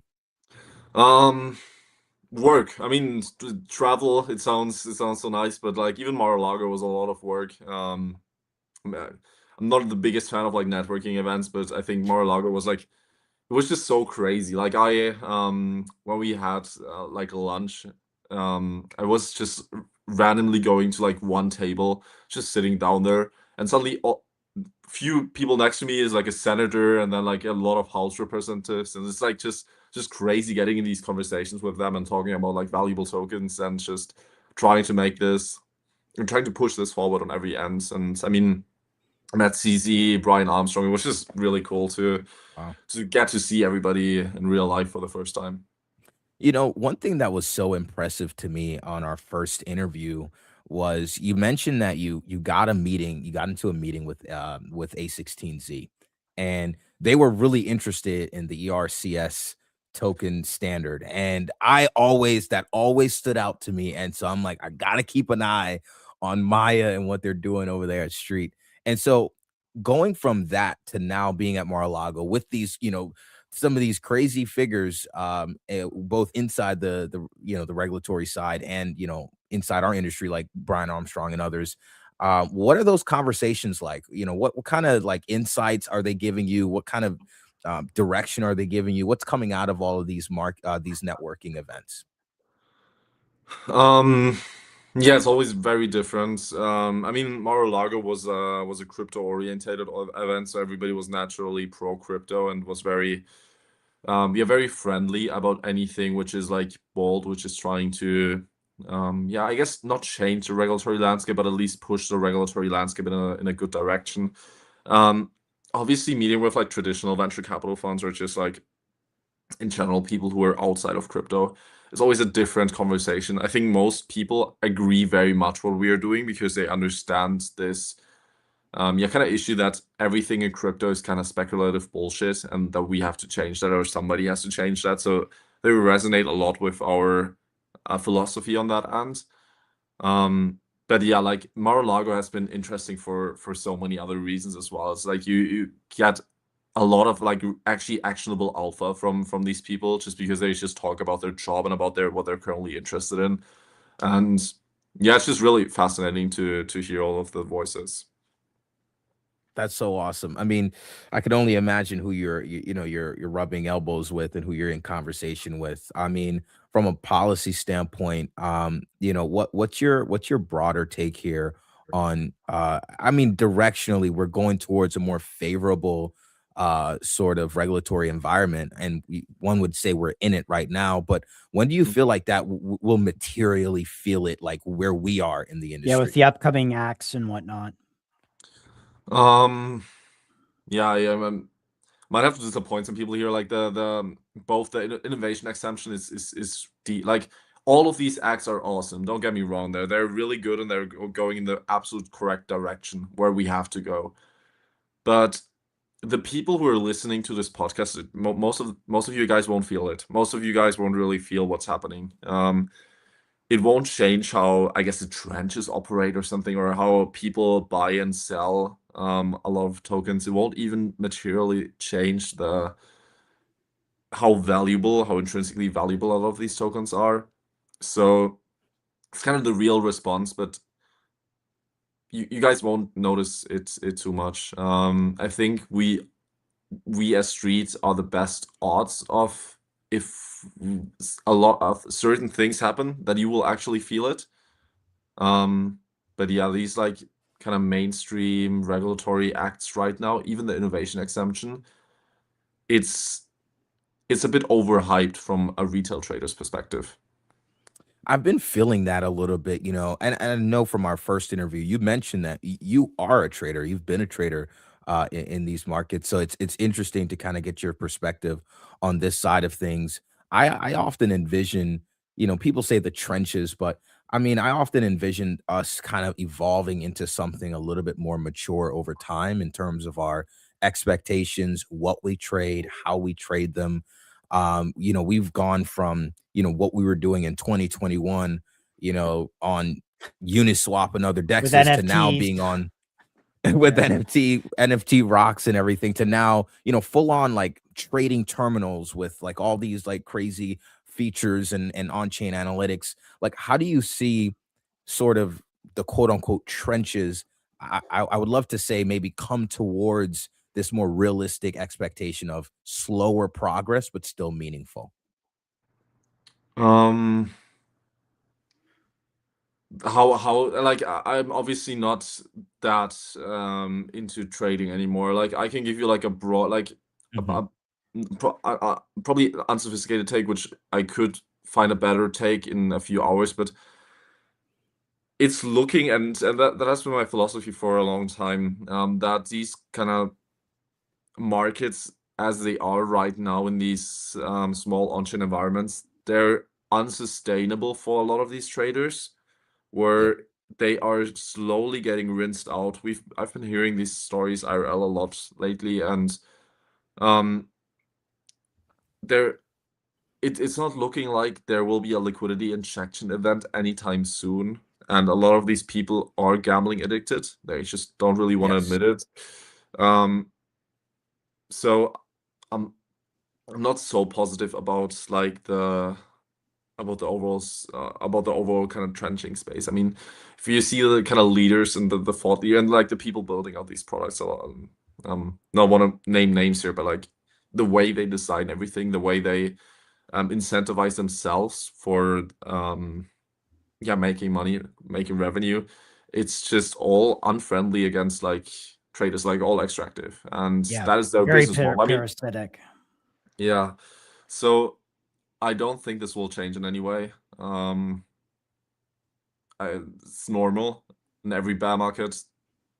People get slowly rinsed out until kind of the noise is very, very down again, and then there's like a good possibility to allocate more capital. But I feel like especially this year or this cycle, so many people are just straight up gambling addicted that it's gonna be bad for a lot of people. And you might that's kind of my take on it. you might say that's an unsophisticated take, Maya. But at the end of the day, I think that was the realest take on that. And I think that was a really good feedback on that, because I think ultimately capital follows builders, and what someone builds, someone else will trade based off of. And I think builders such as yourself that are building something that brings real value to the market, I think that will direct capital in a much better direction. At the end of the day, like degens will degen, right, in the meantime. But I think eventually capital will follow the right builders, and I think you're one of them. So I wanted to get your take because I wanted to get that on the record. Thank you very much. I appreciate that. What are your thoughts around the AI doomer take, where AI is taking all our jobs, and you're going to invest in Anthropic at trillions, and it's like, where's the hope? I don't think it's a correct take. To be honest, I thought a bit about it. It's just viewing AI as kind of this isolated environment of kind of replacing white collar jobs, but there is so much more job replacement going on than just white collar jobs. If we're looking into robotics, which is kind of unexplored completely inside that thesis that Citrini published, it's all of this kind of, I mean, if we look at like the early articles of Sam Altman or even Peter Thiel, like what they spoke about a lot about UBI and just these offsets to the kind of narrative that Citrini is writing, I think they will be real. Maybe UBI won't be like ever something real, but like something which is a bit similar. Sam Altman wouldn't have deployed WorldCoin and wouldn't spend resources on it as well if he didn't believe that this would probably be a future we're looking into.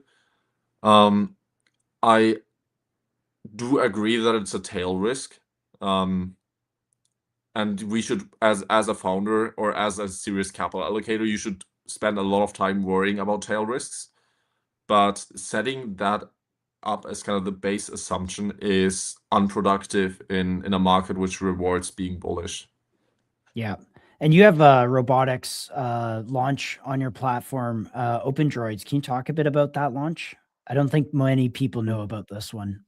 Yeah, I mean, it's a robotics company out of San Francisco. They already have kind of LOIs over 8 figures ready, and it's one of the coolest founders that I've ever met. We're currently in the process of getting like the right platform to launch them on. That will probably take a bit more time. And initially we wanted to launch them as kind of the first company, but we want to make sure that the platform they're launching onto is the right platform, and we need to speak to more launchpads on that. But yeah, they're doing awesome stuff. I'm really excited about what the founder is called Shaq Jay, what he's doing. I'm gonna have an interview or just like some media resource with him as well pretty soon, so people Nice. can When you understand more. say the right launchpad, so they're, for this case specifically where they don't have a token already, they're using ERCS as a legal standard, the SPV, but then they're actually mechanically putting the token out somewhere else. Can you maybe just work through how that works? Yeah, so they want to raise a bit of capital for their token, and that is fine with us. We have the regulatory positioning now and our own policy. People are saying that's okay. So yeah, we're just like looking for the right platform right now where they can raise some capital. And yeah, that's kind of it. After that, the token will be live, and you will be able to speculate on it. Nice. At eight-figure market cap is what you mentioned, I think, roughly. No, eight-figure LOIs. They have 8 figures of LOIs. pre-orders. Yeah. Oh, pre-orders for their product? Wow. Okay. That's amazing. Good for them. Okay, cool. Yeah. And so timing on this one, maybe? Any potential timing? You think, is this like a Q2, Q3? Everything. I'm trying my best to make it early Q2. Yeah. Again, I'm working as hard as possible to make everything happen as soon as possible, but I don't want to give timelines where I'm just unable to meet that expectation. I think I learned my lesson here with Klett that I thought we were gonna be finished with this end of January, and we had to do so much legal plumbing work that it took us now until like start of March.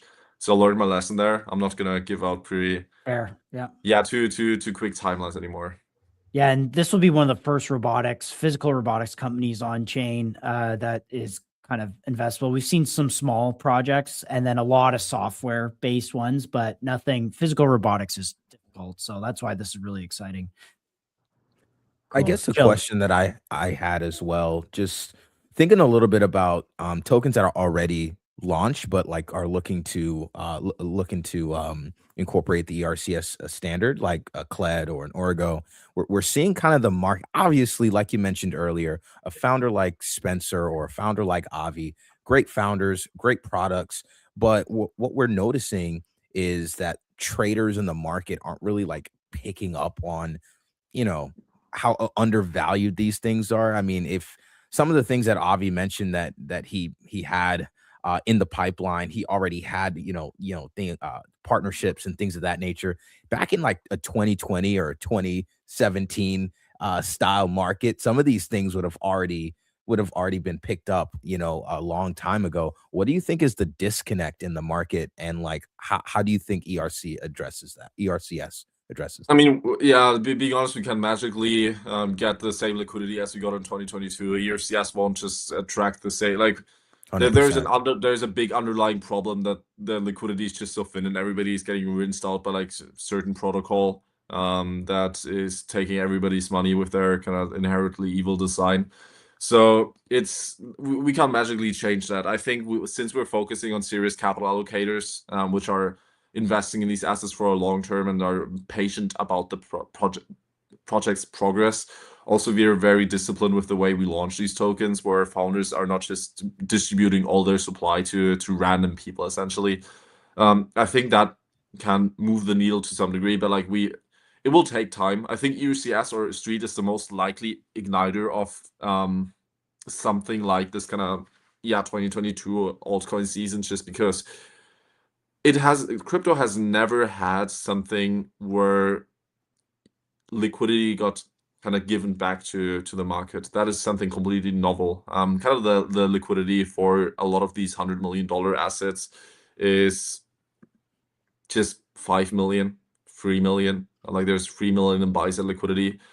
So yeah, this is something pretty novel, and I think we are probably the most likely case of this, of like I guess a more thick liquidity season coming in case one of these companies gets acquired. And on that acquired, can you just walk through like the acquisition process? And then there was also a question about like what percentage of equities should be allocated to something like this. And excuse me, my voice is struggling here, but yeah. So for the acquisition, give me 1 second. I have to get my charger, but I'm gonna continue talking. So yeah, no worries. An acquisition process is pretty similar to how it is right now. A company gets acquired. The SPV has a certain amount of percentage of that equity, and then the token holders can the SPV receives the pro rata amount of that acquisition. and then the token holders can direct the kind of monetary flows inside the SPV. The money is sticky; it never leaves the SPV unless the token holders explicitly want it to leave the SPV, which is an important thing. And yeah, it doesn't really change, like especially what's especially important here. It doesn't change any way how an acquirer interacts with a startup, and because if it did, then a lot of acquisitions or M&A would just be off the table in case the token holders have a lot of power over an M&A event. And the founder never really has to worry about token holders doing something. There was a question here in chat, a few of them, just about like how markets will kind of like price these things. Like Crypto Jones here, he says, what happens with the token if a startup is acquired, but does the token reprice to the valuation of the acquisition? He also asked another question as well about how markets will kind of like price these assets in real time. Just let me know if I'm thinking about this correctly. You guys are more so reaching out to these kind of like, I would call it like patient structural capital that is here for the long term. They come with size and they're willing to buy an asset of high quality. So are you kind of thinking that the market will just have to kind of digest what that capital is, what their goals are? I feel like mercenary capital exists on chain a lot of times.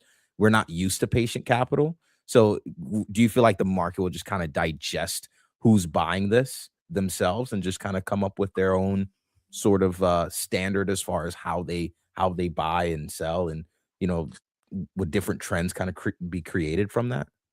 Yeah, so I think it's very important for the market to figure themselves out how to price these assets.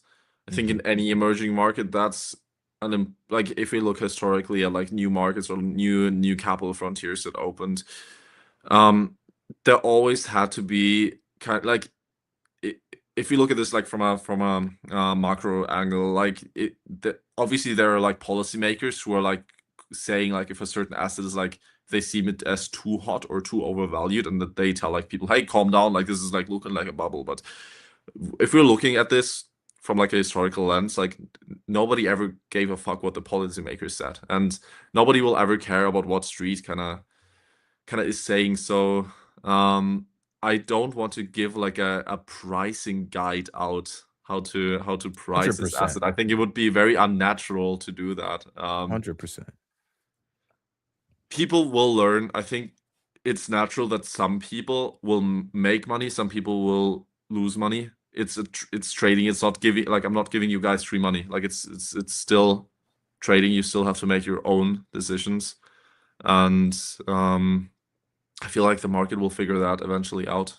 And yeah, I mean, 100%. It's not like it's not like everybody is like so stupid they can't figure it out themselves. I think a lot of the current pricing is pretty decent. Like it's not on the way on the top, and it's also not like way on a discount. Right. Yeah. I ask these questions because sometimes it might seem like, maybe obvious of a question to ask or perhaps even redundant, but just going along with that same approach of setting the right expectations for the market. So that way, people, especially the audience watching the show now, they're not just like running away with these like crazy ideas, but really just kind of bringing everyone down to earth here a little bit. But one question that came up as well was the street points. What's any updates there? Yeah, you will get a way how to consistently farm them pretty soon. So yeah, that's kind of the only update I can give here. Like obviously we're not looking to tokenize anytime soon. Just won't happen. I don't feel comfortable right now doing it. I feel like we have a way, like we'll definitely tokenize in the future. Our framework demands us to tokenize eventually, but when it will happen, I want to be as comfortable as possible and positioned as well as possible to do it. Got it. Well, we're coming up on an hour here. I don't know, Josh, if you had any questions. We definitely want to respect your time. We know that you're just making sure we covered all your updates. Is there anything that we didn't tap into that you want to discuss? Well, I think we're gonna make a lot of announcements in the next week anyways, so just keep up to date. Well, hey, if you want to drop anything else live on MCG, the door is always open, number one. But number two, definitely looking forward to all of those updates. I'll just kind of leave it and just say March is the month to look out for. I won't set any expectations outside of that. But man, this has been an amazing conversation here, Maya. You know, just kind of thinking back to our first conversation months ago, where I feel like this movement of searching for value within these tokens was just something we started to do. We always wondered about it, but kind of the moving prices never allowed us to really ask the tough questions.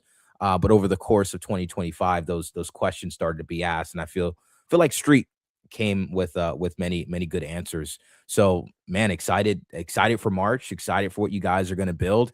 Anything that you want to leave with the people? Anything excited to leave everybody hyped up? Yeah, I mean,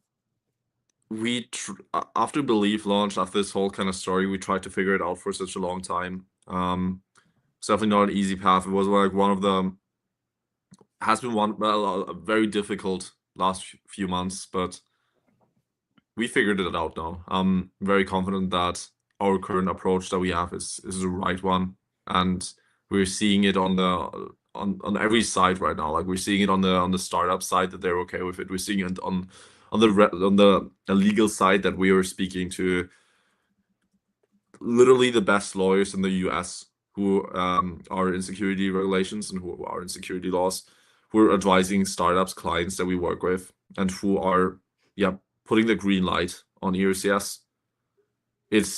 Has been such a difficult but awesome progress to see, which is like now slowly unfolding, that we did the right decisions, and that it's looking like we made a product which is able to scale to something crypto really hasn't seen before, that we actually get these really exciting Web2 startups. So I'm obviously bullish on Street. But I think overall we have good odds that we are able to change kind of how on-chain works and how people invest in assets. So while a lot of what I said today is like, I guess a bit pessimistic with like overall the market, like people are gambling addicted and they will all die, like there is a light in the end of the tunnel, and I think we are driving slowly but surely towards it, and it's looking like we might be there pretty soon. Yeah, and there's some beloved tokens that, you know, we've owned and covered extensively on the show that are moving to the standard. And I'm so thankful, because if they didn't have something like Street to kind of go to, then they would have just been looped in with the other million projects where the founders walked away from the token and everyone just kind of got, you know, destroyed. So I really appreciate and love what you're building. I think you're right directionally that this is the next kind of big thing. And so, yeah, great having you on, Maya, and looking forward to covering all these launches. Likewise. Thanks very much for having me on. I really appreciate it. Appreciate it, Maya. Goodbye. Bye-bye. All right. That was a great segment with Maya, man. Honestly, dude, I'm stoked. Guys, you heard it here first. He just said it. He got the green light from the regulators, the green light from the VCs, the green light from the founders, green light from the startups. That just means green light for Street season in March. Let's go, baby. March is Street season. Let's go. Coin it. That's awesome. Dom, you're can you hear us all right, buddy? I can hear you. Yeah. You guys can hear me, right? Yeah. 100%, bro. 100%. No, that was exciting stuff. Yeah, it's gonna be really interesting. I don't know. I think just the trenches are ready for something refreshing, and private equity in general has been such a barred industry. You know, gated to accredited investors, insiders, people that have the relationship and network. And I think the fact that Street's kind of going out and doing the heavy lifting, and it goes back to pipeline. We say this every time. This was the same conversation we had with Believe. And I think they've really done well to crack the pipeline problem. I'm really impressed that they had have these guys at these top universities, you know, specifically in San Francisco, New York, and some of these states that are strong when it comes to startup culture. I think they've done a really good job in cracking the code and using the Scout feature to get a really robust pipeline. And I just think, again, when crypto markets, especially when crypto markets are bad, people want to be able to run to something that's not directly correlated with them, which is when you look at Orgo, when you look at Kled, right now they're trading with a crypto with the crypto market, right? If people are fearful, they are selling. People are greedy, they're buying. And I think the way you need to look at these is, okay, this is a private equity company. I'm investing in private equity.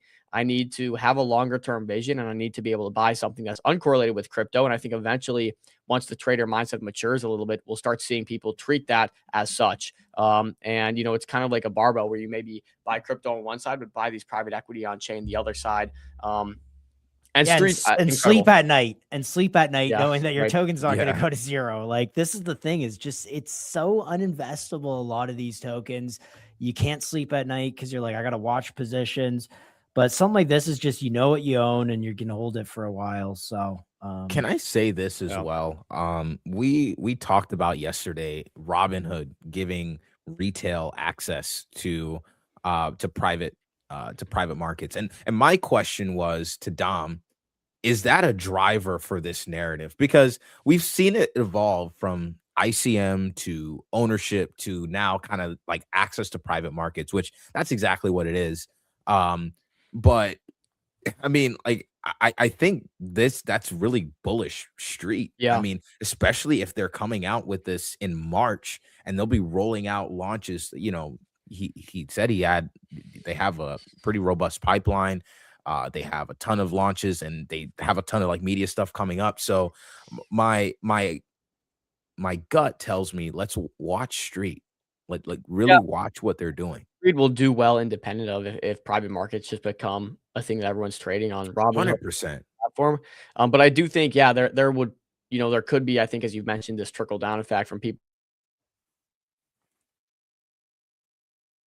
who, you know, start dipping their toes in private equity, these big private companies, and then it's going to trickle down into more of the highly speculative companies. Again, human nature has people wanting to invest in these high risk assets and, you know, go down on the risk curve here to find stuff like Kled and OpenDroids, which might not be a $10-12 billion company. It's a little lower, but there's also much more upside. And of course, how you see how fast private equity is growing these days, and from a bit here, and sometimes people, I think that's kind of the crux of the conversation. Yeah, Street 100%. market. Yeah, that's what I'm saying, bro. Like, that's why I've been continuing to buy specifically Kled during this dip. It's like, you know, we know Kled, based on what Avi said, is we know Kled's going to bring at least a 10% baseline to the token. And when I see it dip to 13-14 mil, and I know they're raising at 200-300 million, like, of course I'm buying the arbitrage. And that's how I look at this. It's a safe haven in a bear market because this is no correlation to crypto. People need to stop trading these as if they're crypto assets. This is a completely different market. And so when people are fearful, you take advantage of that fear. And you know, buy the dips. They're fundamentally undervalued. I mean, guys, I think we're really in for, I don't know if you guys read, like, there was a post I did like back in October. You guys probably don't even remember it, but like, I was so hyped because going into November, it was like, you know, Street was going live, or like at that point they were gearing up for a lot of things, and there were talks with Kled, and I was really excited for it. And, you know, like he said, you know, they had to like kind of set some expectations and everything. But now that, you know, they're rolling out in March, they have a robust pipeline. They've done all of they've done all of the plumbing work that they've needed to do. Like, I really think there's a very good chance that, you know, this becomes a whole narrative in and of itself. And I've said it once and I'll say it again. This is a bear market. Our job right now is to look at which assets will outperform. I already showed you guys the others BTC chart. On-chain assets will outperform BTC. We have to find the narrative that those assets will be in. And I think AI agents tokenizing on-chain and autonomously generating revenue is one of them. But like, after this interview, I really, really, really feel like Street has a good chance of being a huge part of that as well. And that really aligns with my ownership thesis, my kind of like ICM ownership native thesis. But honestly, I might just have to expand that into, like, I don't know, what do you want to call that? Like, it's not ownership, it's not ICM. Like, what is it? Like, what label would what you is put this? on it, Dom? I mean, Yeah, I just call it private equity. Just private equity. Yeah, I mean, it's on-chain private equity, but that's essentially how you want to look at it. Yeah. But how do you guys feel about that interview? I think that was a great interview. I think I really like the approach that Lucas is taking here, where I feel like it feels like the only company right now on chain, at least from a Launchpad perspective, that's taking more of a Web 2 approach catered towards crypto markets, right? I feel like Lucas is in the streets of San Francisco. He's got people on the ground. He's talking to real startups, and it's not so much crypto centric at the forefront. It's more Web 2 at the forefront with crypto investors on the back end. So, can I real quick give the most important takeaway that I got from that interview?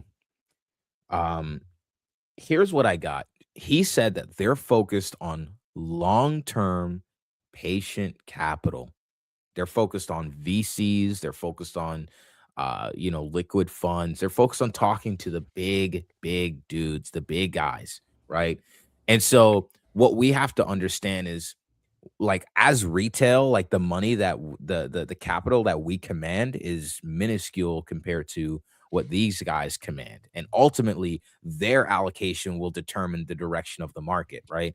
And if they're already, if capital is already pouring in from them, you just follow the volume, you follow where the capital is going, right? So yeah, I call that a structural bid on all of these tokens.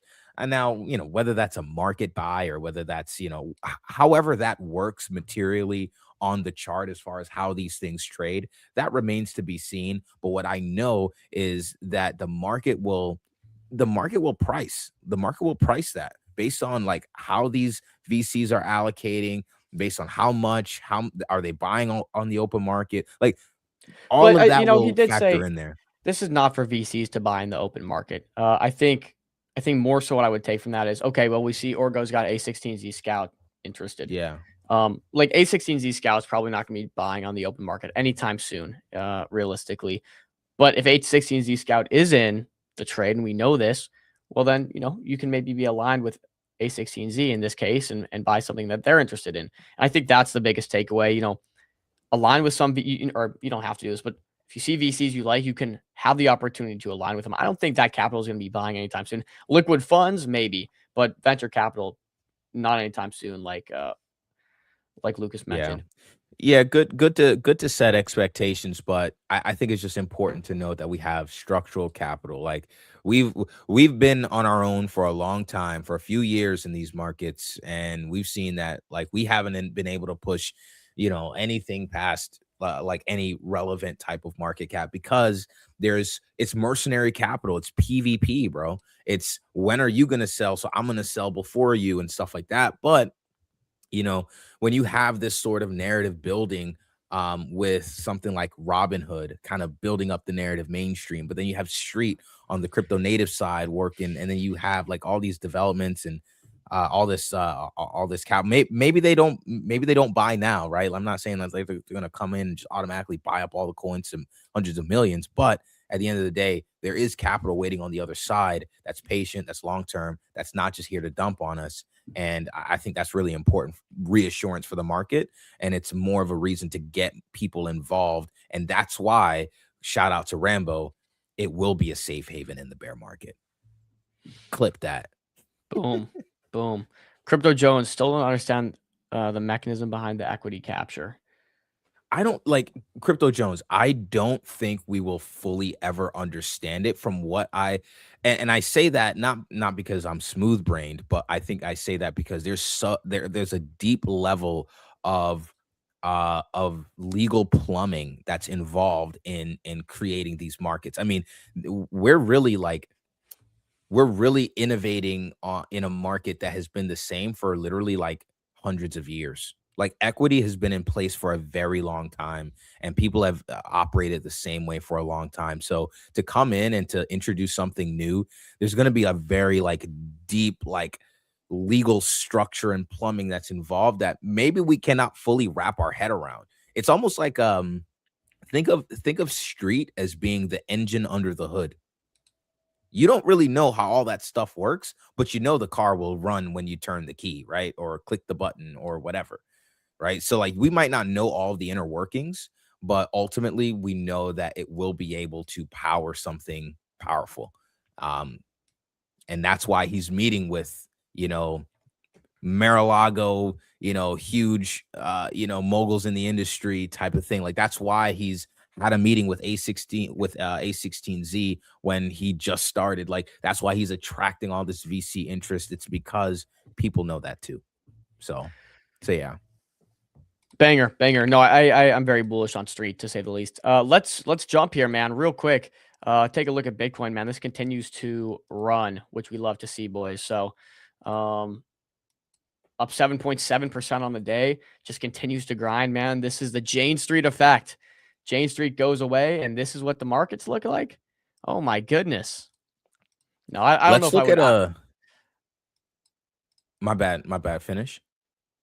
No, I'm just saying, I don't know if I would blame this price action on Jane Street. I think it's kind of funny that everyone is, but it is interesting. But that's good price. Narrative follows price. Narrative always follows price. So price goes up, market will find a reason, try to convince itself of a reason. Right. I think this is a good time to look at Orgo and CLED chart real quick. Let me pull. I got that up here. Let me share my screen.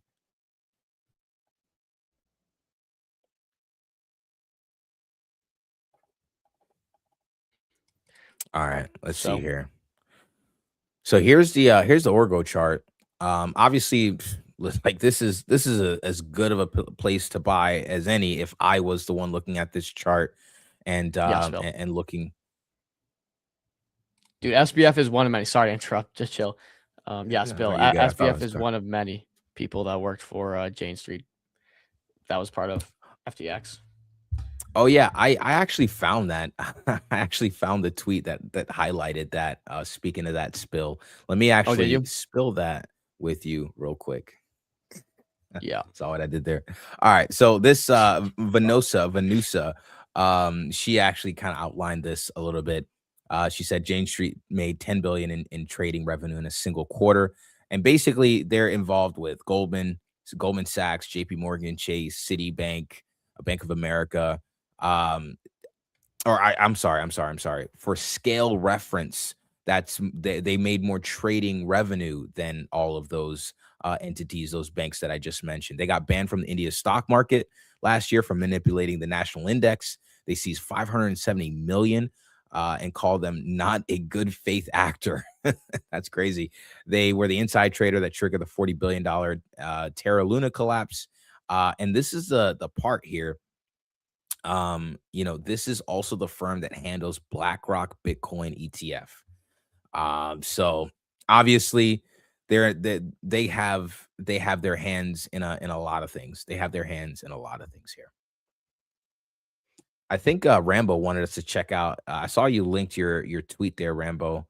Let me look at it. Street equity capture mechanism explained. So let's see if we can at least since the chat is still a little bit confused about it. Let's do some digging here. I got an update for you on this, Daddy Duster. No, after. Cool. All right, here's a tweet. ICM is evolving. Finally, investors now prioritize on-chain company value as they should. Street is a leader in that. Lots of questions on the mechanisms, such as, and here's the kid-friendly version.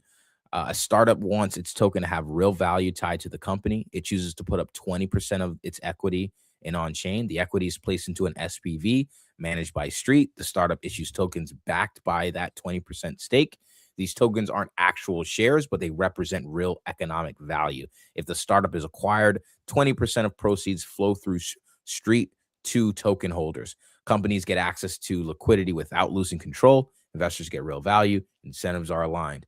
That's actually a really good way of putting it. When a company gets acquired, when a startup grows, as you know, when something starts up, it either becomes a private business that's generating revenue, or it becomes bought out, or there's a merger of some sort. And in any of those events, or in the event of an acquisition, in this case, that value still flows through the token. And most startups get acquired actually. So yeah. So good little breakdown there, Rambo. Appreciate you for doing that. You can go ahead on your Dude, maybe let's we didn't get to finish this clip. Maybe we just run on this this post here for Meteora Zach XBT.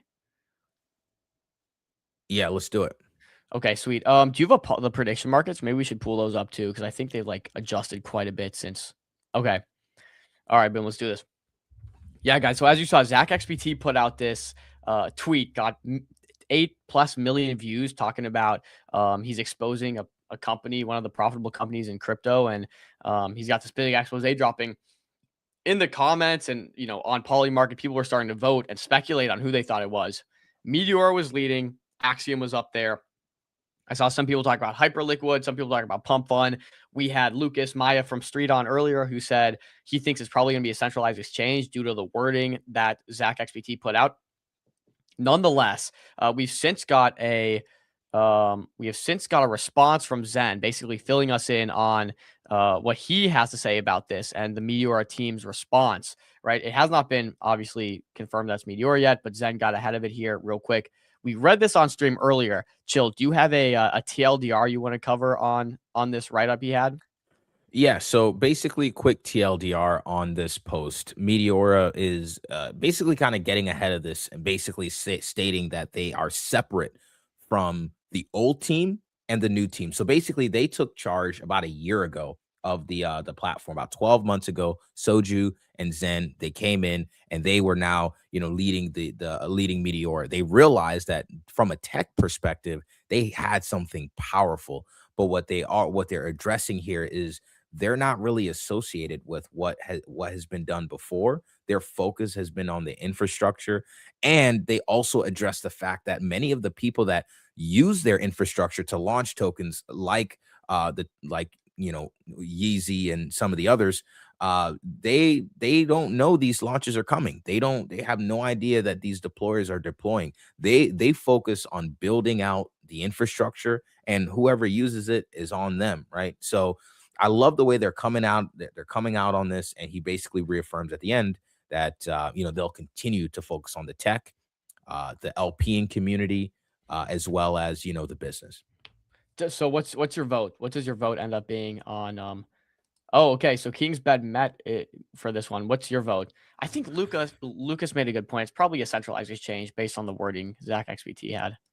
So a King's mentality. You said no. You're betting a no share. So you're buying the no share on Meteora. Is that what as you're if doing he right doesn't think it's Meteora. now? Okay, He doesn't. there was a really great entry. I see a lot of people kind of got in at the 40+% mark. Yeah, I'm gonna vote here. Let me see, because I like looking for the asymmetric opportunity on these predictions. But I don't honestly, know if the option's even there. Others, I kind of think 49%? Axiom. I think kind of Axiom. I'm not even gonna lie. I think others free, bro. I'm not gonna lie. Other. Yeah, It's 50-50 at the bottom. Or Other. So you're saying basically it's not Meteora, Axiom, Pump Fund, Wintermute, Mexi, World Liberty. Oh, I didn't know this one had Binance. Yeah, Binance, Jupiter, Coinbase. Oh no, this is like all of them. Yeah, so I don't think. Yeah, half of these I'm gonna go by volume here. Yeah, right here, Kraken. I don't think it's OKX, Athena, Dex Screener, Hyperliquid, Upbit, Gemini, Moonshot, Coinbase. Don't think it's them. Don't think it's Jupiter, but Binance, maybe, maybe. Imagine, bro, if he does a Binance expose, the entire market just crashes. Yeah. World Liberty Financial. I can see that. No, would Zach Rambo. investigate? Bro, Zach is a wizard, bro. He investigates. He investigates off chain all the time. It's Yeah. actually nuts. The way he be doxing people sometimes crazy. Mexi, I can definitely see that kind of lower-ish tier exchange. Yeah, take that for what not lower, but yeah, not the top exchange, but Wintermute, I can see that. Robinhood, no. Pump Fund, I can see Pump Fund.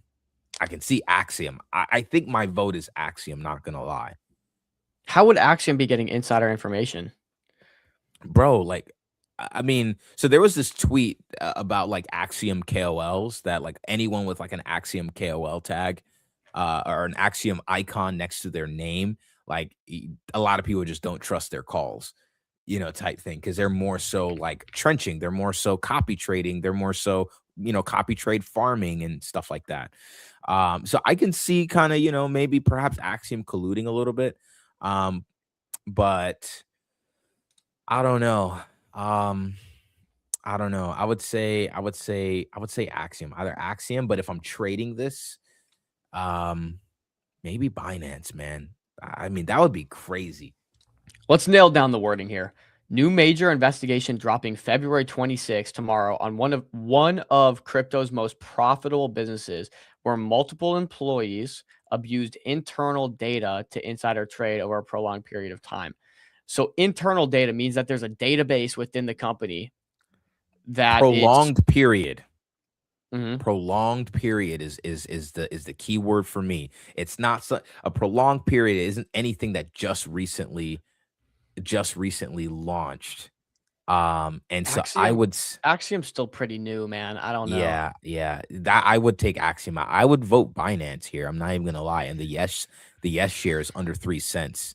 So well, I think this is something where it has like an oracle, because it says multiple employees abused internal data. So it's data that's stored on the platform to insider trade over a prolonged period of time. So basically they took the data stored on the platform and then they obviously conducted trades based on that internal data. The thing is, I don't know what kind of, here, let's see the list again. Who has like a long list of internal data that can be abused oftentimes? I guess so it let's could start be from the top. a centralized exchange is like a good bet. Meteor doesn't have a long list of internal data that can be abused, though. No, I think that's a free short, though. See, where can you short? Where can you short a yes share? No, you just buy no.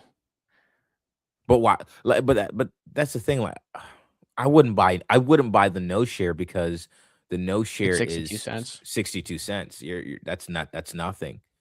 You know. I would like. I Internal think database. Binance. I mean, Wintermute, mate. I don't think they have internal data. I think when you think of internal data, I think Pump Fund. I think, you know, Mexi. I think, you know, maybe Binance. So Binance would be like who's getting maybe listed on our Moonshot. platform. Moonshot would be like who's getting listed on our platform. We know who's getting listed, and the internal data would be, okay, we're buying this up before it gets listed. So I do think SX is probably where I'm leaning at this point. I'm Like Pump Fund's like, I guess you could say, who's going to launch on the platform. Then you set up snipers and you snipe it when it launches. But I don't think so. I think centralized exchange is probably much more of a bet here. Honestly, you could buy a bunch of them. It's 2%, 2% on these. So if you kind of get, Moonshot, a couple of these. Yeah, I'm actually I think I'm gonna vote Binance here, bro. I think I'm gonna vote Binance here. That would be my final.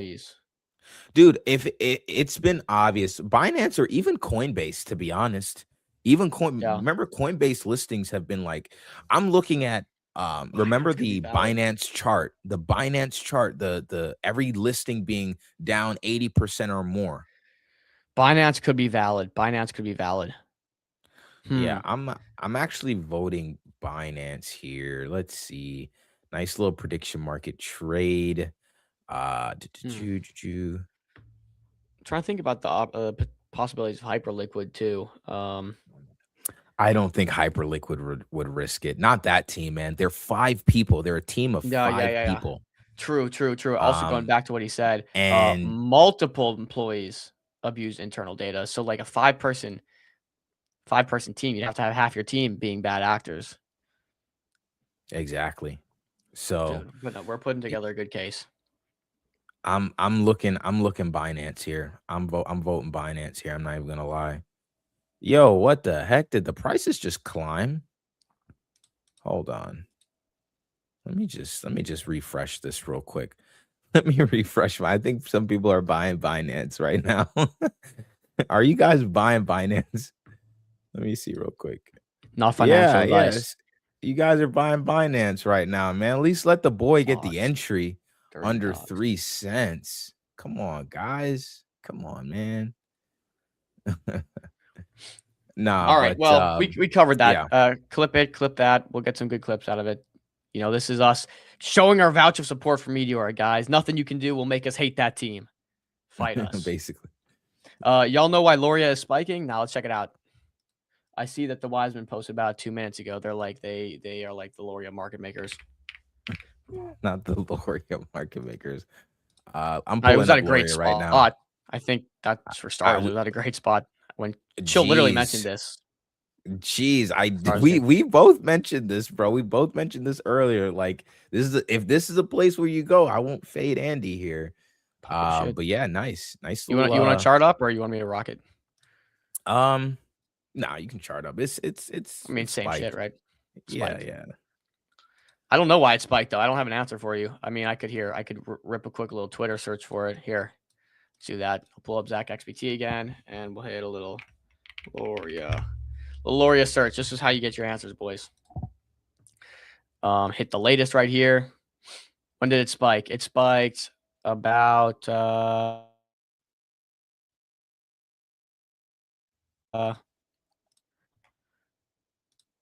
I'm lagging a bit though. Yeah. I don't know if that's me or if that's you. No. Totally me, bro. Totally me. 3.5 hours ago. Let's see. 3.5 hours ago. Why did it start pumping? And it could just be someone bought, like, to be honest. It could just be like a rando spike. 2 hours ago, the recursive meta, aka who's this guy? No. Okay. The legend Andy Ayres continue to buy more Loria with their own money. Okay, there's your answer. Okay, cool. Well, yeah, Andy's buying more. Nothing Which crazy. it seems. No, that's a good show of support here. I mean, look, he bought here. He's been making some good, dip buying. So, dude, look again, bro. Like, Bags has the opportunity to do the most interesting thing here with Loria. Literally, I've ran through the scenario so many times. I'm gonna do it again. This is me if I'm Bags, okay? This is me, I'm Finn. Oh yeah. He just launched. Give him funds. Give him fees. Andy, what's up, bro? It's me, Finn. Dude, we love what you're building with Loria. We've seen what you did with Go, Truth Terminal, Fartcoin. Like, bro, you're goated. We're so glad you enjoy the Bags platform. For you specially, we have gift for you. What we're gonna do is slash our fees and direct them all to you. You get all the fees. We're not even gonna take a cut of it. In exchange for giving you all the fees, we just want you to support the Bags platform. We want you to talk about Loria, maybe endorse the token. We'll have an interview with you. Let's just look, we're going to give you all the fees. This is fully your project. You're the only person we'll do this for. All the fees go to you. Let's just do a little media run, a little press conference. And again, this means you make more money. Once Andy endorses this, if Andy endorses this, talks about it, talks about the product, goes on a little press tour, shows support for the token, people find out he's getting all the fees. Boom. We outie. Atmosphere. SpaceX. That's what happens, bro. So I think they could do the funniest thing. I think they should do that. I think they should do that. That's all I'm gonna say. But chart looks good, man. Chart looks real good. Yeah, chart looks good. Probably more steam in that. I mean, Andy's buying. That's bullish. The guy knows about the token. He's claimed a bunch of fees. He's actually buying the token. He's publicly said when Nikita Beer went on X and said, boom, boom, boom, you guys, no more claim your fees, bros, or fees being routed through X. Andy Ayres goes on and says, hey, I actually think this is better. As someone who's been plagued by the people, I actually kind of like this. Chilling, vouching for it, and now he's buying into it more. Dude, he's building me a case. He's building me a Zach XBT style case, except reverse. Yeah, no, Top Humbler, 100% right. Loria is either like ripping to atmospheric levels, we're going to Mars, like all aboard the choo-choo train, or it's dust. It's dust. I mean, yeah, we're giving the moon case here. Also, we can give the bear case of like nothing ever happens. He never endorses the token, and the crypto market just stays terrible and it trends to zero over time. Take it how you will. If that happens, the play is shorting Fartcoin. No, if that happens, the play is longing Loria, actually. So I would not agree with that. I mean, I would be shorting Fartcoin as is. Like, I know Chill might shoot me for that. I just got into dangerous territory there because I know Chill loves his Fartcoin. I'm not gonna lie. Like I'm watching. I can't be as vocally bullish on Fartcoin because the foundation of the market is changing. I wouldn't short Fartcoin here, but I'm just watching it. Like you guys might see, like when I pull up the Bitcoin chart, like I still have the blue tag next to the Fartcoin chart right at the top of my list because it's losing its high time frame structure. Well, I shouldn't say losing, it's lost it. But I'm not sure. I'm still watching, but it is one of my like old time favorites. You know, I called that one at the bottom, made a ton of money on it Q1 last year. So, you know, not to say I married my bags, but it's definitely, I married it when it comes to my watch list, you know, at least. Yeah. Valid. Okay. Wait, smells like Binance. We got the votes are in, the people have spoken. Back to the Zach XPT thing. Here's everyone's votes. King's Mentality says smells like Binance. It does. Fishy. Jupiter is my vote from Crypto Jones. What's up with Jupiter? What's the play there? I'm trying to think how they had like long-standing insider information. How would Jupiter have long-standing insider information? I don't know. You got to explain that one there. Coinbase, valid, could be. I mean, again, I think the listings is probably the best angle I can see here. Just by no on Meteora. Yeah, blah, blah. OKX is also maybe a play by Kings. Okay. Crypto Jones says if Andy endorses Loria, you still wouldn't short Fartcoin. I just don't think you should touch Fartcoin, probably, honestly. Like, yeah, should have shorted like months ago. Yeah, easy to say in hindsight. That's the thing. Like, I think you short Fartcoin a long time ago if you're bearish. I mean, that we can say that about most things, but that's why I'm not getting super bearish on Bitcoin here at the lows while everyone else is calling for it to go lower. Like, now is not the time to be bearish. The time to be bearish was like May, August, maybe even like November last year. But now is the time to position. If he endorses Loria, I think Fartcoin still runs, in my opinion. Fartcoin I don't think that has like any correlation. Yeah, I don't think that has anything to do with like it has its own community, its own story, its own no beta. lore. Fartcoin is only Fartcoin and nothing can control it. It's all up to the community. It's all up to the buyers. And at this point, it's still worth at this price, what, $170 million. So the issue with shorting Fartcoin is you got to think, and we've talked about this, and maybe it's less or so now, but it's more of a barometer of risk on in the market. And Bitcoin's so depressed now. It's like we're actually at the point where you start buying Bitcoin, and like I'm not saying go risk on, but start to actually have some risk in the market. Yeah, I just wouldn't short. I wouldn't buy Fartcoin by any means personally, but I don't know about shorting. You want to talk ICM.run? I got to update. I do it. Okay, here's what I'm gonna do. I'm gonna do the ICM run update, and then I'm gonna bounce it back to you. I know you got some stuff to cover, and then we can riff it. No, I think I'm good, honestly. I think for real? we covered it. We covered everything. Yeah, I'm good. Okay, here's my ICM.run update then. And here, you know what? I'll do this for now, but let me pull up something real quick. Capybara game. Bear with me, guys. Capybara. Oh man, I can't find a YouTube video on it. That's okay. Either way, what's popular right now, okay, is apparently this capybara simulator. Oh, geez, I don't have my screen on. Embarrassing. What's popular right now is a capybara simulator. I guess there are people downloading this game from Steam and walking around a little AI. It's AI game, completely AI generated game. They're just walking around the world as a capybara, and there's no goal. There's nothing. It's just you walk around and you do nothing as a capybara. That's the game that's popular right now. And look, stick with me. This is how it's funneling into ICM.run. Justin Waldron, we know that he is incubated by the ICM.run team. Of course, he is the founder of Zynga, as well as this poker thing. Right, very, very prominent founder. We've had him on the show. Very prominent founder, 650K. followers, but he dropped a capybara simulator on Play.fun. Okay. What is Play.fun? Now, this is the capybara simulator. You can see I'm in it right now. That's a little capybara. I'm zooming out. You know, you can look at it. There's a rock there. It's a capybara just chilling. Here, we'll even turn on the volume here.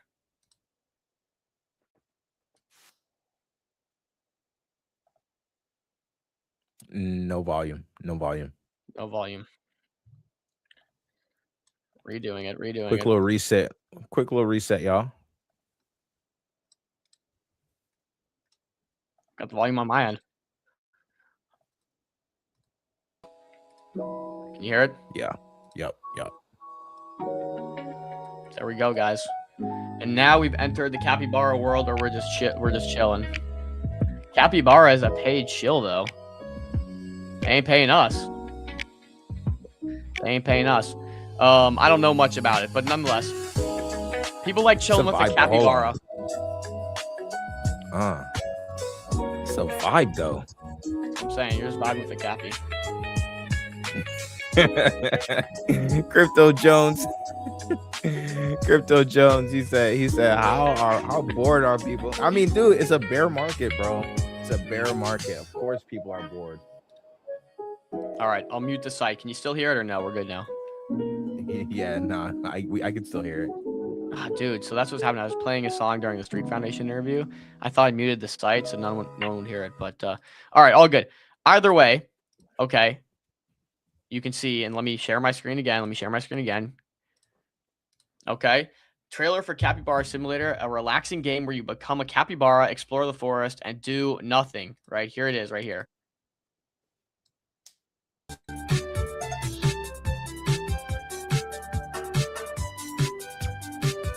See that capybara? What's he doing?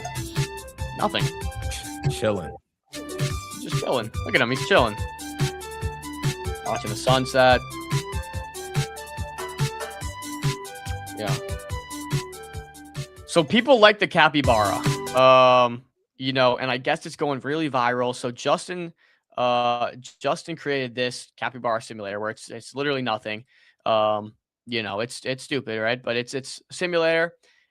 It's kind of funny, and I guess that's kind of popular. And then with that, he did this launch of Play.fun, which I guess is like their new pivot from, their new pivot from what was incubated early on by ICM.run. So looks like he's doing something new. I say all of that to say that is like an ICM.run update. Of course, they have a bunch of projects they just incubated that are launching with them. Tessera just launched with them, and I think they got some others. But, you know, so if this does well, and I will go back, I'll share this tab. It does have some good activity. How do I go back? Yeah, like 9,500 players. Okay. And by players, he means people that have clicked on that and sat with the capybara like we just did, I believe. So I'm not sure if that's right now active or what, but let's get into Play.fun and what it actually is so we can get a better understanding here. Okay, Play.fun is live, so it just launched. Launch a token to reward players in any game instantly. AI has made creative viral games fast and fun now for traders, players, and game devs can now grow games together. And so, you know, the idea is AI generated games. You can go play it. It launches a token with it automatically to fund the game. And now it's like AI gaming. So that's it. I mean, that's what that is. That's the ICM.run update. This is an incubated project from them. And I don't know. What do you think? I feel like AI created games actually could do well. I heard this and I was like, okay, that's actually, look, this looks so stupid. This looks so stupid. I'm just going to play this trailer, this AI slop. Like, I don't know what's going on here. It's a game of some sort with crabs walking around. But I could see AI games doing well. Where it's like people just spin up some sort of AI game. It's like indie dev and it just gains a couple thousand, like, you know, it gains a pretty good traction. It's popular for like a week and then dies out. I could see that happening on on many occasions, but gaming's kind of stale right now, I feel like. Yeah. Wait. Actually, hold on a second. Let me try to share this real quick. Dude, did you see the news on on PlayStation? I think PlayStation. Let me hear it. They're integrating. Here it is, right here. Boom. I'll share my screen. Can I hear your PlayStation? PlayStation. You know. Yeah. I can't do it. PlayStation. All right. Should just never try. Never try. Oh God. All right, guys. Again, bear market vibes here. But here we have PlayStation to integrate Bitcoin and cryptocurrency payments by the end of 2026. This has the potential to onboard 123 million users. So, I mean, I think crypto, I've been a deep lover of crypto gaming. I haven't seen evidence of that, but I'm a big fan. Like, there's a game out. Man, it's actually like it's a BR game, but it actually has like NFTs and tokens integrated with it. Man, they live stream. If you guys see it, they live stream like every so often. But I forget what it's called, but it's a BR game. It's actually pretty popular. And it's pretty good. But you're talking about the one that was released on AVAX. What's it called, bro? I think I know what you're talking about. Yeah. Dude, I forget this is a rumor from what, like, whose account is this? It's just a little trust me bro situation, or I think this, I'm pretty sure this is real. I mean, it could it, let me see. Actually let me see. PlayStation. I'm pretty sure.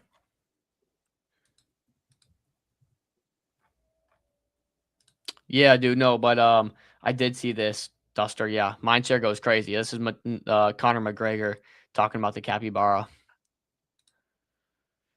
Y'all remember when people were betting on hamster racing in the last bear market? Dude, of course. Oh, man. That was peak. Dude, little lore, guys. Little lore. I knew the guy that started the hamster run. Like, I don't know. What's his name again? Hato. Hato? I don't know if you guys know Hato. Oh, yeah. That's right. He was bullish. He was the guy. He was like, basically it was just supply control. That's really all it was. Supply control, and boom, that thing took off. And then I guess it just went, with ETH guys, they didn't sell back then like Solana, like kind of Jeets, or maybe I would even say FNF, some of them, the way they like really like clipped the chart. So it just ran, and then it ran, and then it ran, and then it started a whole meta. But yeah, that was actually crazy. That was funny. That was funny. Dude, no way. Conor McGregor with the capybara simulator. Oh yeah, dude. Okay. All right, cool. That's crazy. Nonetheless. But, yeah. Yeah. Okay. I saw some stuff that I think is kind of cool on the Circle, that the Circle founder put out. Just maybe his take on. Well, he says I'll just read it. We're at an inflection point. He says we're at an inflection point. The internet is evolving from moving information to moving value. Blockchain, stablecoins, and AI aren't separated trends. They're converging into something much bigger. A regime global economic system built natively on the internet. We are entering a world where, in the view, tens or even hundreds of billions of AI agents will interact and perform economic functions over the internet. They'll need programmable digital dollars and open infrastructure to do it. That's exactly what we've been doing at Circle. Now, this is where it gets crazy. Circle's Q4 showed this isn't just a vision anymore. It's happening. USDC expansion continued. Our share of stablecoin transaction volumes approached 50%, and our broader platform expanded well beyond issuance into the infrastructure layer of on-chain finance. ARC, CCTP, Circle Payment Network, StableFX, each one building block for what is coming next. The opportunity ahead has never been greater, and we're just getting started. They got a full investor report, but Circle did really, really great numbers. And Jeremy here was just giving his vouch on, dude, no one said I didn't have anything on the screen. Really? Guys, we're better than that. It's okay. It's okay. I'm not reading it again. Either way, though, Jeremy gave his vouch for just like agents entering the stablecoin market and just the growth of stablecoins. And how everything's coming together, right? And I think we see that in a big way with agents and their choice of how they're going to interact. And yeah, and stable coins are going to be that answer. Circle stock, boy, I know Abe likes Circle. It's very low right now. Let's see. Did it get a pump off of this? Let's see. Circle. So I know Circle's pretty bullish right now on the stock. It's like it's breaking out right now out of like a multi-month downtrend. Yeah. So yeah, Circle's a big buy right here, bro. Really good earnings report. I mean, look here, if I can see their numbers again. Total revenue and reserved income, 770 million year over year. This is their Q4 2025 highlights. USDC in circulation, 75.3 billion. ARC total transactions, 166 million since Tech launch October 28, 2025. USDC on-chain transaction volume, 11.9 trillion year over year. That's 250% from last year's Q4. Wow. CPN annualized transaction volume, 5.7 billion.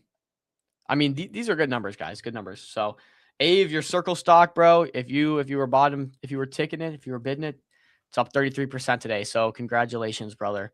Yeah, I mean, I guess it opened up probably right around here from $61 to 81. Yeah. So, GG is my Circle Bulls. This is a video. I got to watch this on my own, but this is on the Jane Street topic we've talked about quite a bit.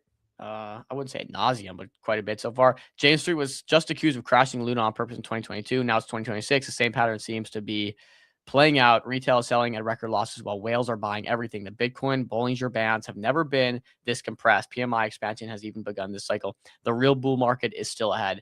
That's his bullish take. I'm not going to watch this whole video, but you guys can on your own time. I'm just going to riff off because I know we gotta wrap this pretty soon here. Vitalik is a freak, dude. I think this guy hates Ethereum. No one hates Ethereum more than this guy. Literally, dude. All right, I will say this though. He has to sell, guys. He has to sell to pay for fees, not fees for he said he sells for like Ethereum events, for hackathons, and to fund ETH Foundation stuff. Are we still in that era where we need to sell tokens to fund? This guy doesn't, man. This guy's how much is Ethereum making? I just pulled up a chart the other day of like on what the chains are making. I mean, yeah, making Ethereum good money, was right? up there. Yeah. I don't know. That's the excuse that he wrote about when people were complaining about him selling last year. I don't know, this guy's man. relentless. Yeah, this guy has zero heart. He has in the past no month, heart, bro. He sold 11,422 Ethereum, 23.33 million at the low. He's selling at these prices, bro. We're cooked. His plan was to sell 16,384 ETH. About 70% is done. There's still 4,000. There's 10 million bucks left to sell in ETH. Just crazy to me, bro. This guy hates Ethereum. I mean, dude, his moves, like when he's saying like L2s are like, yeah, it's crazy. Like his whole L2 thesis and everything, dude. Like, I don't know what to tell. I don't know what to say about that guy. Yep. Real quick on the ICM.run, Mercy said he stands 10 toes when it comes to Meteora. Us too, bro. Hold me back. This was cool though, and I want to talk about this real quick, and we'll basically wrap on this note here. For the most part. But yeah, this is pretty cool. Announcing a new Cloud Code feature, remote control. It's rolling out now to max users and research preview. Try it with /remote control. Start local sessions from your terminal and continue, blah, blah.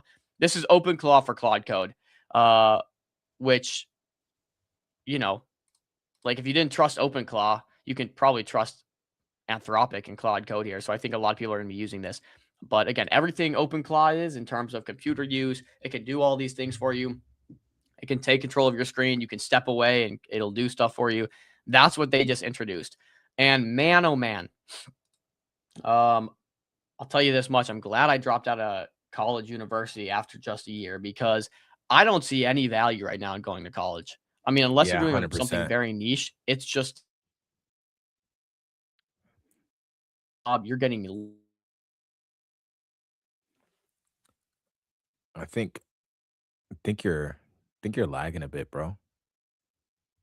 Chat, that's not just me, right?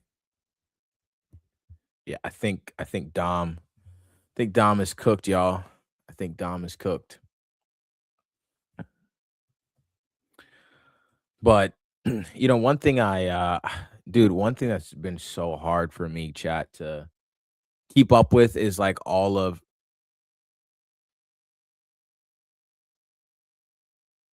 Oh, not just me. Oh, thanks for confirming, Crypto Jones. Yeah, I think we might have lost him. But yeah, one thing that's been hard for me, bro, chat, is just like keeping up with like all of the stuff coming out with Claude Code.